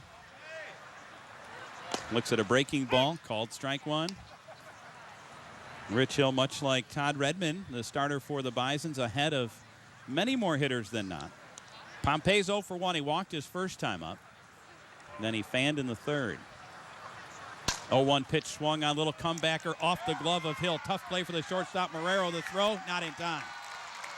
Well, once it tipped off the glove of Rich Hill, you can see Pompey jump into another gear. It'll go as an infield single, and the Bisons have the leadoff base runner aboard. Well, and that's a good side for Dalton. Earlier in the game, took that spill in left center field, fell awkwardly, but for him to leg that one out and to really show no ill effects down at first base right now, that's a very good sign for Pompey. Fantastic point, Pat. Love it. And when it happened, we didn't know exactly what the future would hold for Pompey tonight. He battled through, and there he legs one out. Dalton was aboard, as mentioned, his first time up after walking. A number of throws chased him back. Eventually tried to steal second, but he was picked. Ty Kelly squares around to bunt, pops the bunt foul off the Bison's dugout, strike one. We're in the bottom of the sixth inning. 1-0 Paw Sox out in front. The infield single by Pompey, just the Bison's third hit of the night. So the lefty Rich Hill pulls down the stretch. Sandy Leon gives him the sign. The 0-1 pitch. Swung on line, right side, look out. Well, that one goes into the crowd. 0-2 on Ty Kelly, the Bison's right fielders, 1 for 2 tonight. Looks like we may have seen the last of Todd Redmond tonight, as Greg Burke started loosening up in the top of the sixth inning. The sidewinder continues to loosen for the Bisons. Rich Hill now getting close to 90 pitches. Paw Sox might get some stirring now. Next pitch swung on, dribbled out to short. Marrero coming in, has one play. That's the first. The out is completed to retire Ty Kelly, but a productive out as Dalton Pompey moves into scoring position. Another breaking ball that Kelly, he beat it right on into the ground, but the high chopper allowed Pompey to scamper into second, and it gave Marrero just one play. So Matt Haig will stand in. Haig tonight 0 for 2. Hitting at .348. Hill checks the runner, pitch on the way. On the outside corner, strike one.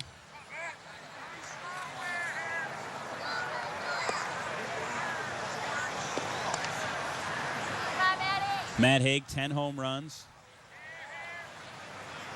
He's got an RBI chance out there as well with the speedy Pompey at second. Pitch on the way, on the inside corner, strike two.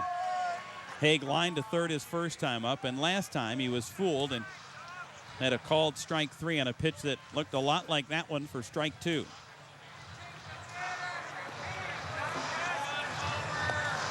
For Matt Haig, he leads the Bisons with 86 RBI.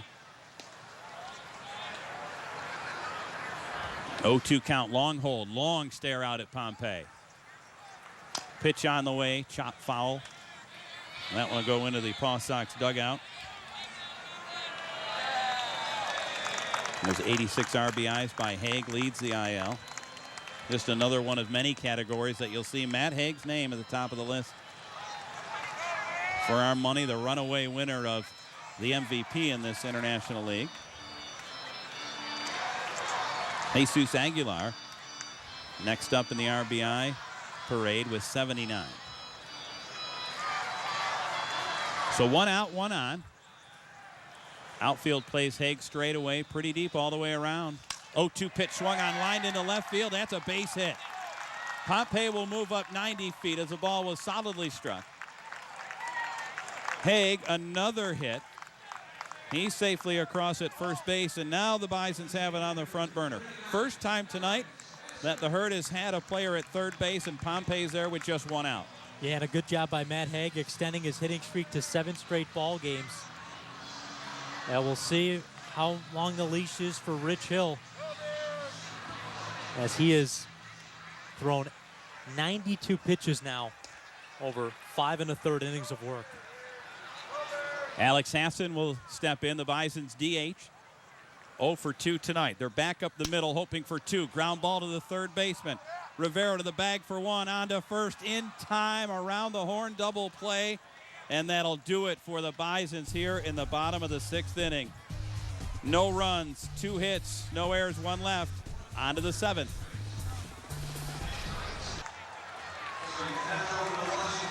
Paw Sox lead it 1-0. A golden chance by the Herd in the bottom of the 6th inning before the biggest pitch of the night thrown by Rich Hill for the around the horn inning-ending double play. New pitcher on for the Bisons. This pitching change brought to you by Town Auto. And it's the end of the line for Todd Redmond, and the right-hander Greg Burke comes in. There you see his record 3-0 and a 2.16 earned run average. Over 25 innings, Burke has given up just 6 earned runs. The righty delivers to Jonathan Roof, and that cuts the plate in half for strike 1. How about Greg Burke with a 4-to-1 strikeouts to walk ratio, as fanned 28 while walking just 7. Big righty kicks and he deals. Another breaking ball. That's called strike 2. That sidewinding motion, awfully tough to get the release point. And Roof very quickly in a deep hole. Jonathan Roof 0 for 2 tonight as he averaged at 211. Got aboard on a fielder's choice his first time up and fanned in the 4th. Next pitch swung on, lined out to left. Plenty of room out there for Pompey, and on the steady jog, he comes in to make the play for the inning's first out. Yeah, now that Greg Burke has come into the ball game, Todd Redmond has done it for 6 innings. On the flip side, looks like we've seen the last of Rich Hill as Jonathan Arrow, a right-hander, had been loosening out in the Pawtucket bullpen. So this one may be going to the bullpens now exclusively here in the final third of the game. Mike Miller's had a big night for the Paw Sox. He's 2 for 2. Center fielder wrapped one to center, then had an infield hit his last time up. He'll go to Diaz again on the slide. Diaz up, throw in plenty of time to get him. Well, whenever the shortstop has to get a little dirty with that stand-up slide, you expect it to be an awfully close play. But Diaz on that one and unloaded that ball in the blink of an eye, and he had him by 4 steps. Yeah, it's not close with Jonathan Diaz almost ever. He just makes it look so easy. All in one motion, slide, scoop, transfer, throw, routine. 2 down, base is empty. Good looking play there by Diaz. Here's Matt Spring, number 9 hitter in the Paw Sox lineup. He'll take a look at a breaking ball for strike 1. We mentioned Todd Redmond. His night is done. 6 innings. Gave up just 1 run. The game's only run. It was earned on 6 hits. Didn't walk a batter, and he fanned 5. 3rd straight quality start for Todd Redmond. Burke at the belt. Now the 0-1 pitch is chopped foul. That one will go straight into the Paw Sox dugout. 0-2 the count on Spring.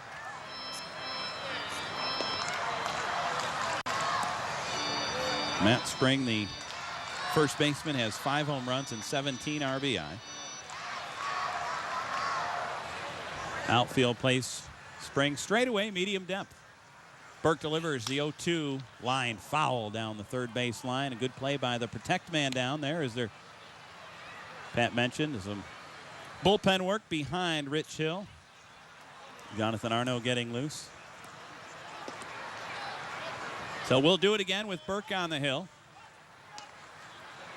We'll play the top of the 7th inning here in Coca-Cola Field. A game that saw first pitch temperatures at 66 degrees. 0-2 pitch, breaking ball, cut on and popped up in the infield. Who's going to make the call and the catch? It'll be the Bison second baseman, Andy Burns. Great work there by Burke as the Paw Sox go in order in the 7th. We've reached the stretch. 1-0 Paw Sox.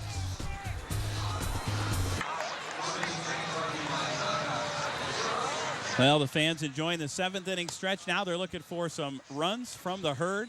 The Bisons trailing it 1-0 here with Pawtucket in town for a quick 2-game set. That's the end of the line for Rich Hill. The starter has departed. 6 innings, 4 hits, no runs. He fanned 8 and walked just 3. And, well, Pat, there's a good look at the reliever for the Paw Sox, Jonathan Arrow. Yep, this will be his 24th appearance of the season, all out of the bullpen with this Pawtucket ball club. Still looking for his first win, although he does have 2 saves out of 5 opportunities. 50 strikeouts over 45 in a 3rd innings pitched. You know, face tough part of this Bisons lineup. Doesn't get easy with Andy Burns, does it? Well, right you are. Burns has had a tough night tonight, but he's been productive as a member of this Bison's infield. And the second baseman tonight is 0 for 2. First pitch he sees is off the end of the bat. Little dribbler down to Spring at first. He'll take it himself. Step on the bag ahead of the hard-charging Andy Burns. 1 pitch, 1 down. Yeah, and even though Spring had some trouble corralling the baseball after he stopped it, had plenty of time to go back, pick it up, and step on the bag for the out. Sean Ochinko now with his turn. And there you see the night for Ochinko. 1 for 2. A base hit and a bounce out.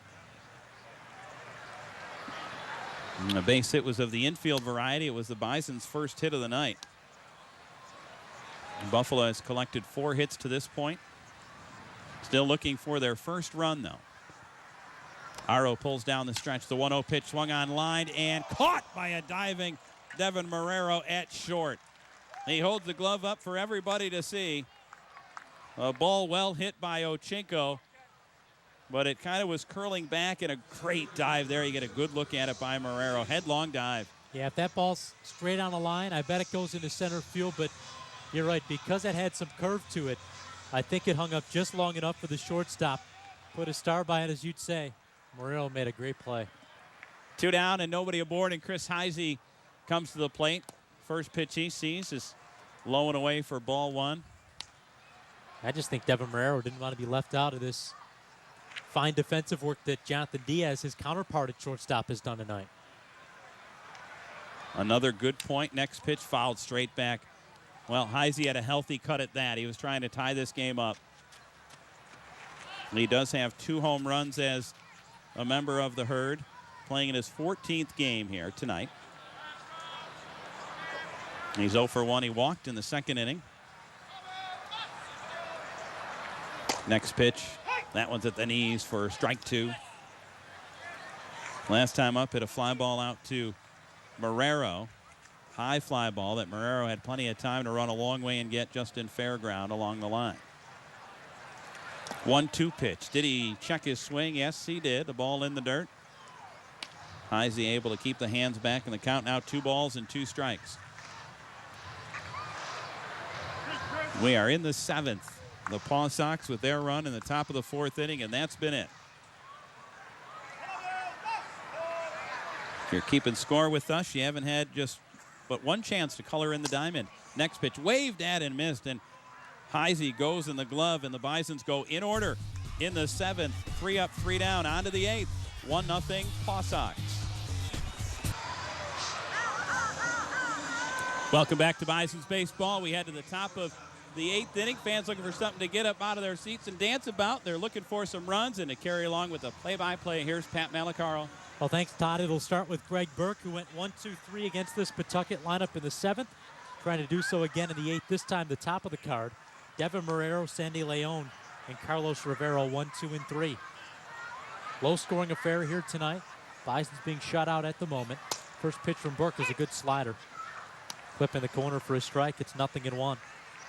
I'd like to again welcome all of you watching, whether it be over Time Warner Cable Sports Channel here in Western New York, our friends joining us tonight at Nesson, back in New England.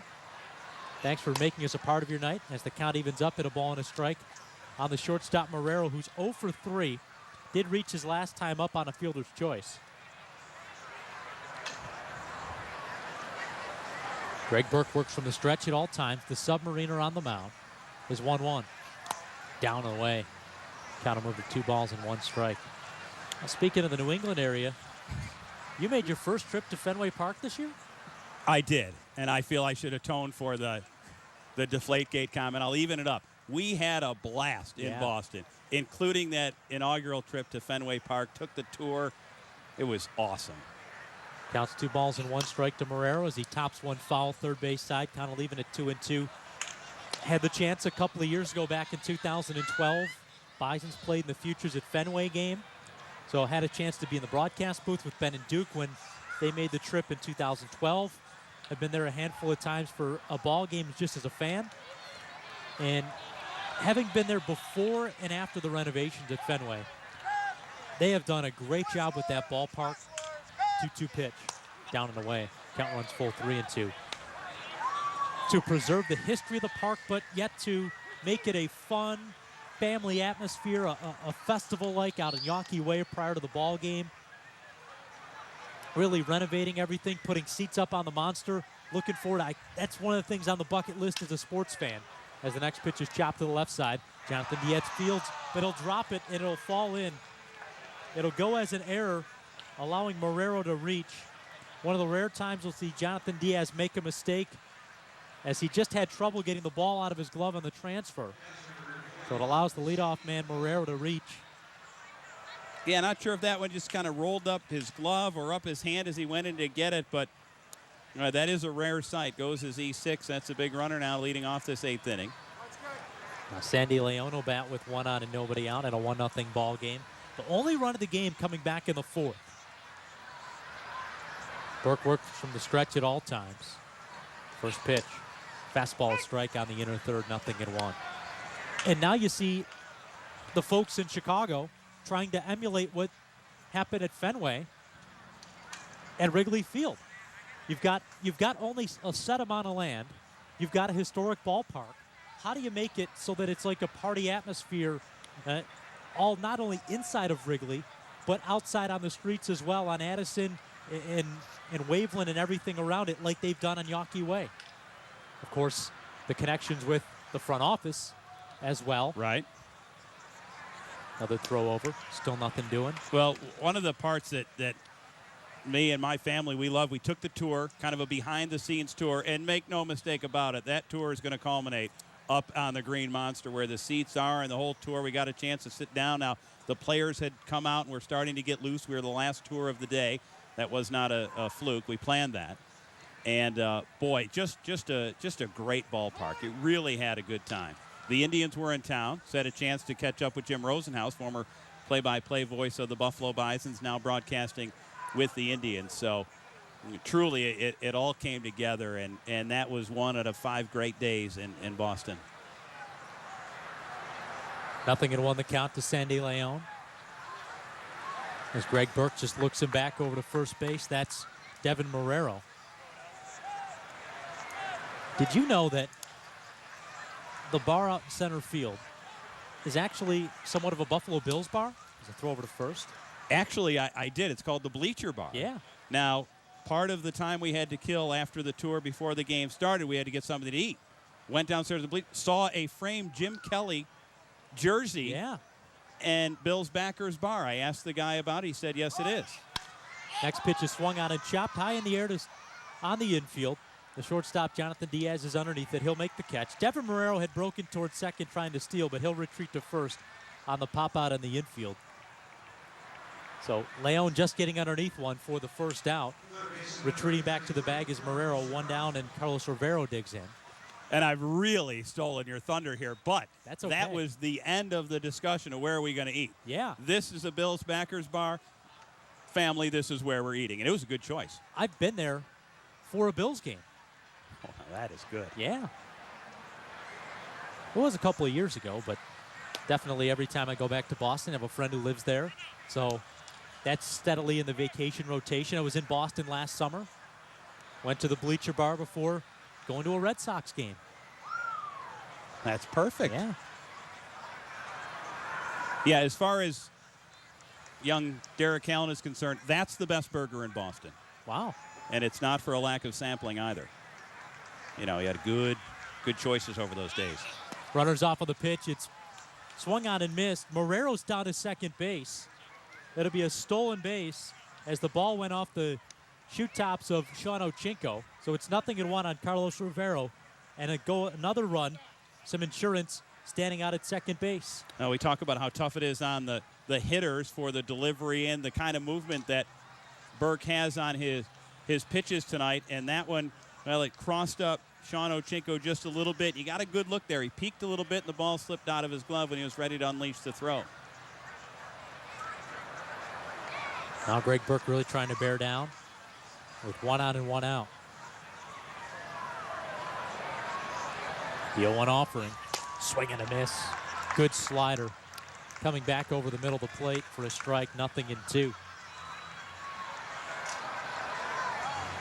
Bisons and the Paw Sox will meet again tomorrow As Andrew Albers, the Bison's left-hander, who was part of Team Canada, going back to our conversation with Devon White. That gold medal winning team at the Pan Am Games for Team Canada on home turf. Get the start tomorrow. As off on the pitch is Marrero, and there'll be no throw. It's ball one outside. Devin Marrero picks up his second stolen base with Rivero at the plate, and now he's just 90 feet away. Now, you mentioned an insurance run, and as mentioned, the Paw Sox don't score a lot of runs. They're trying to create, and now that gives the advantage to Rivero, the batter, as the Bisons will bring the infield in. Pulling him in around the horn. Haig at first, Burns at second, Diaz at short, and Birdie at third. Greg Burke on the mound is 1-2 to Rivero. Chopper third base side, but foul. As the ball bounces off the tarp, we'll do it again at a ball and 2 strikes.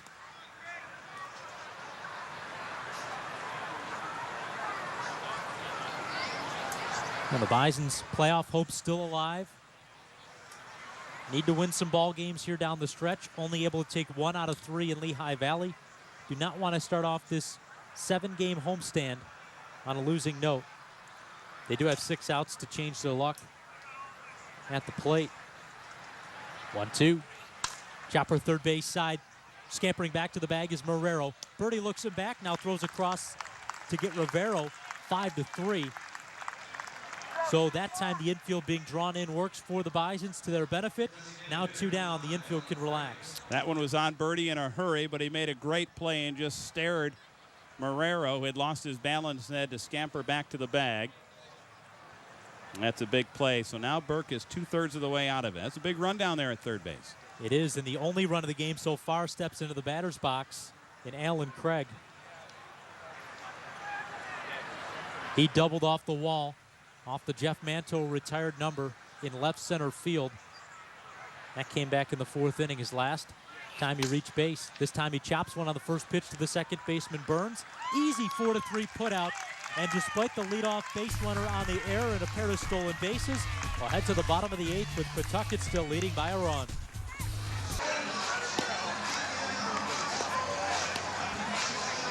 It's getting late for the Bisons. Just 6 outs to play with, trailing Pawtucket by a score of 1-0. As we begin the final homestand of the 2015 regular season. Hard to believe that 71 home games will have come and gone by this time next week. Pleasure to bring you back in the broadcast booth tonight, as the Bisons do have a right-hander loosening up out in the bullpen right now. That's right-hander Ben Rowan. Not to be confused with Bison's clubhouse attendant Charlie Wanamaker. First pitch is swung on by John Birdie and missed for a strike, 0-1. Another sidewinder loosening in the pen for the Bisons. It was Greg Burke who came in for Todd Redmond. Now it's Ben Rowan loosening as Birdie's quickly in the hole, 0-2. Didn't like the call from Jeremy Riggs. Probably thought that one was not only low but outside. Jonathan Arrow continuing on with his 0-2 pitch. Fouled off at the plate. Will do it again. No balls and 2 strikes. As John Birdie has gone down on strikes twice tonight. 2 of the 8 strikeouts for Rich Hill. He went 6 innings, giving up just 4 hits, no runs, walked 3, and struck out 8, including all 3 outs in the 2nd inning. As Birdie tops one first base side, underhand throw from Arrow. He makes the play easily, 1-3. And the Bison's first out is recorded here in the 8th. Well, what set that up was that 0-1 pitch that was called for a strike that Birdie didn't like it. And to Arrow's credit, that one was up a little bit more in the zone, but the pitch before also was slipping outside. So now Birdie in the deep hole had to do all he could to protect. Manager Gary Allenson pulling out all the stops here. Going to pinch hitter already as Munenori Kawasaki has come out of the dugout and will pinch hit for Jonathan Diaz.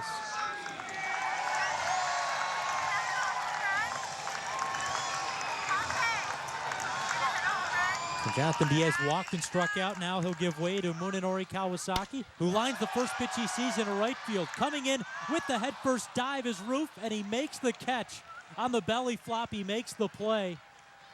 Well, that one didn't look pretty, but it still goes as an out no matter what. Well, a well-struck ball by Munenori. That one hit right on the line. And one of those that's real tough. It's right at you. Maybe it got hung up in the lights. Don't know if it was high enough, but Now, a lot factoring in, and Jonathan Ruth didn't have a great break, but he sure had good closing speed on that one.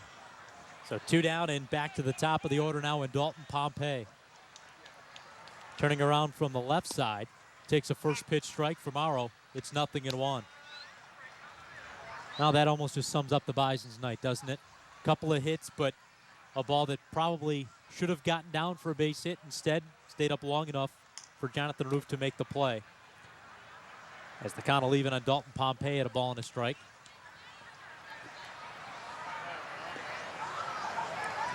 Outfield is playing deep.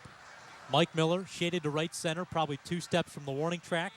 Jonathan Roof straightaway right, but way back as that one is shot right back up the middle into center field for a base hit. So it would have been a base hit no matter what as Miller comes in to play it.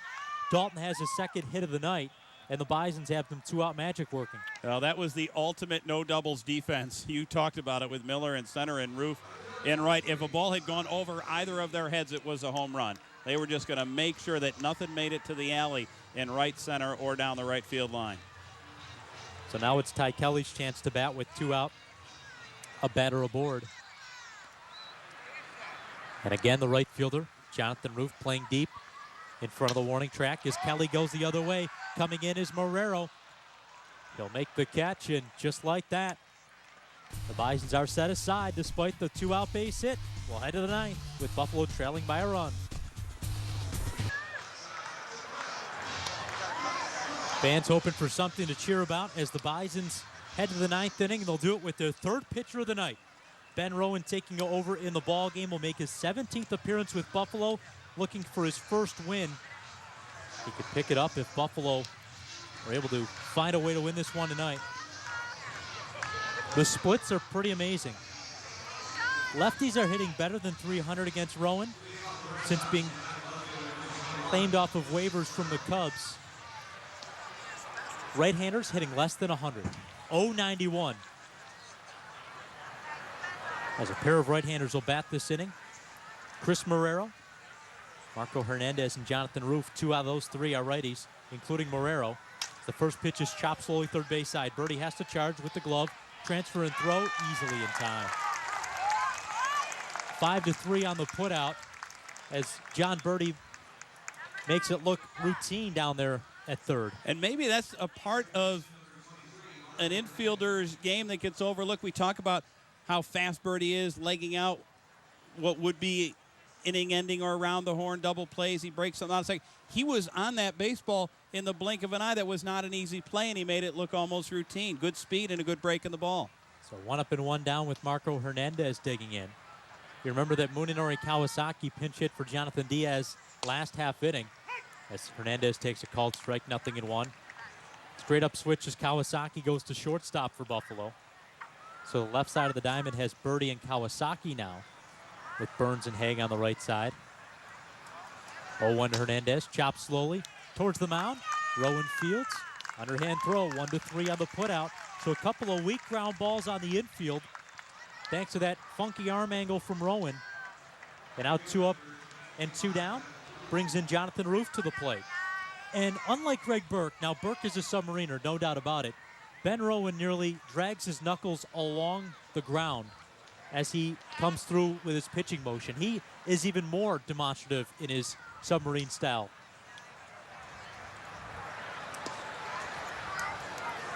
Now the righty-righty matchup, the first pitch. This is a little bit outside for a ball, 1-0. Hard to argue with the job that Greg Burke did over 2 innings. No hits, no runs, no walks. Runner reached on an error last inning. He left him stranded. Check swing right back to Rowan on the couple of dribbles. Another 1-3 put out. It's an easy 1-2-3 inning for Ben Rowan. Last chance for the Herd next, trailing by just a run.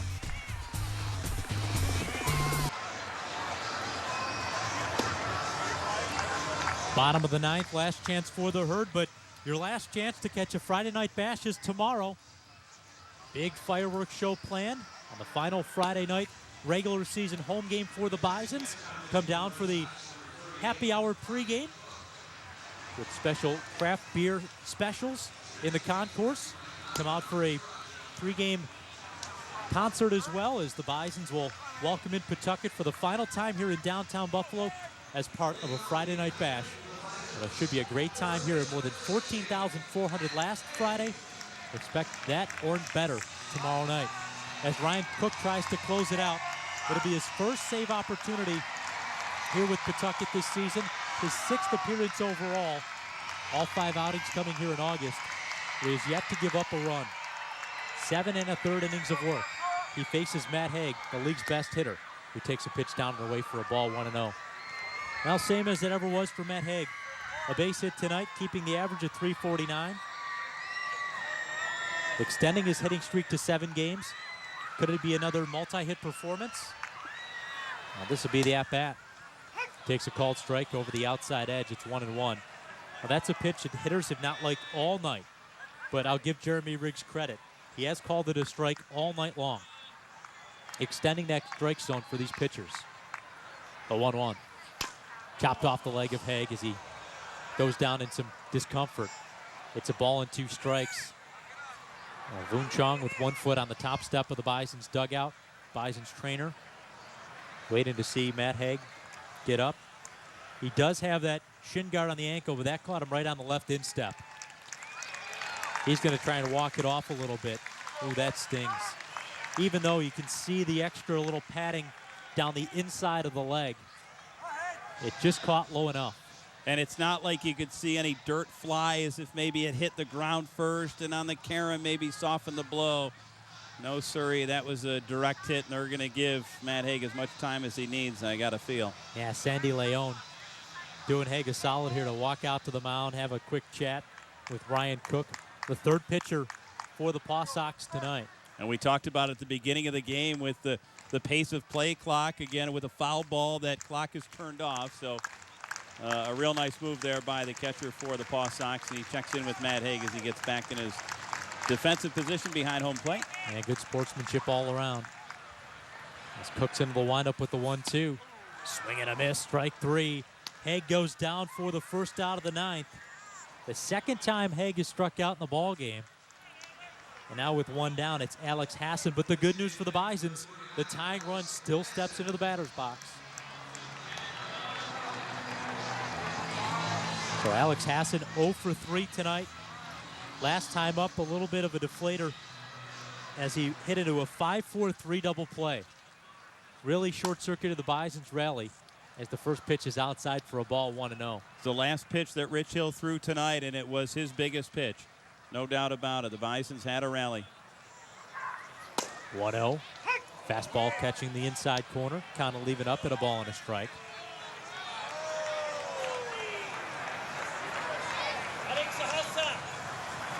You can hear Munenori Kawasaki in the background trying to will this team to a run from the dugout as Hassan chops 1, 2 hops to 3rd. Rivera waiting back on it, throws across. Good stretch, but it can't be picked by Spring. Wait to see how they score it. It'll go as an error on Carlos Rivera, the 3rd baseman, on the throw. So the Bisons, the beneficiaries now of an error, and they'll have a man aboard with 1 out here in the 9th. Well, full marks to Alex Hassan, too, because it was a couple of high hops. Rivero had to back up on the play, and if Hassan's jogging going, we're down by a run, it's late August, we're 7.5 games out, well, then he's going to get thrown out. But to Hassan's credit, he's busting it down the line. There's important innings and games to be played, and he helped make that an error, and now the tying run aboard. Andy Burns represents the winning run. He bunts one first base side, but foul. It's no balls and 1 strike. A little interesting that Burns would try and bunt with already 1 out in this inning. I know it's the tying run, but then we only give yourself 1 out to play with. He was bunting for a base hit, though. No doubt about it. That was the element of surprise. No movement by Rivero, the 3rd baseman. He's backed up, but Burns did go to the right side with that attempted bunt. Spring holding Hassan on. Next pitch misses low, and the count will leave it up at 1 ball and 1 strike.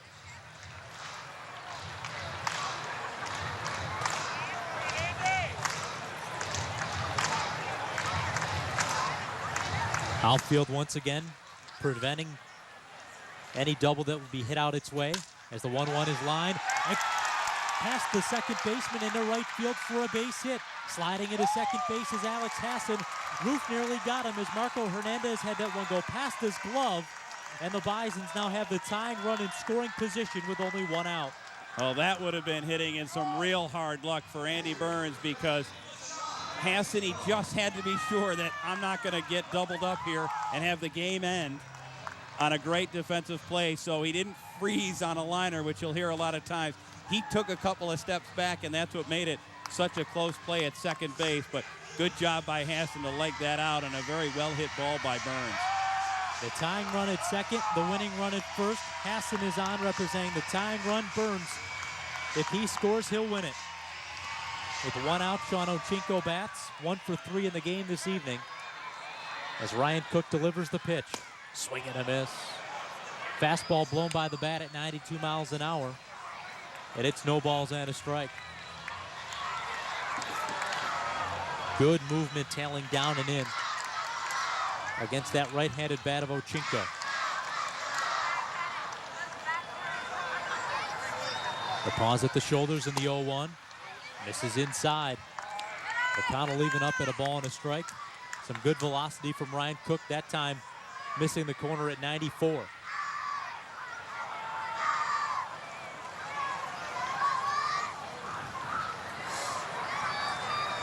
The 1-1.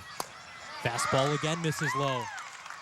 It's 2 balls and a strike to Ochinko, is showing a good eye at the plate. Defensively, with runners on base now, they have to take off the no doubles defense as they are playing straightaway, medium depth, maybe a stride or two backed up in center by Miller. Ochinko ahead in the count. Cook's next offering is foul tipped at the plate. Connell leaving up at 2 balls and 2 strikes. Ochinko walked around, maybe a little mad at himself. May have caught a piece of Sandy Leone as well. But definitely probably a pitch that Ochinko thought he should have been able to get into. I think you're right on there. That was a pitch that it wasn't over the heart of the plate, but it was starting to come back into the good hitting zone. And Ochinko looked like he was trying to go the other way, but swung through it. Now Cook sets once more with the 2-2. Down and away, the counter run full at 3 balls and 2 strikes.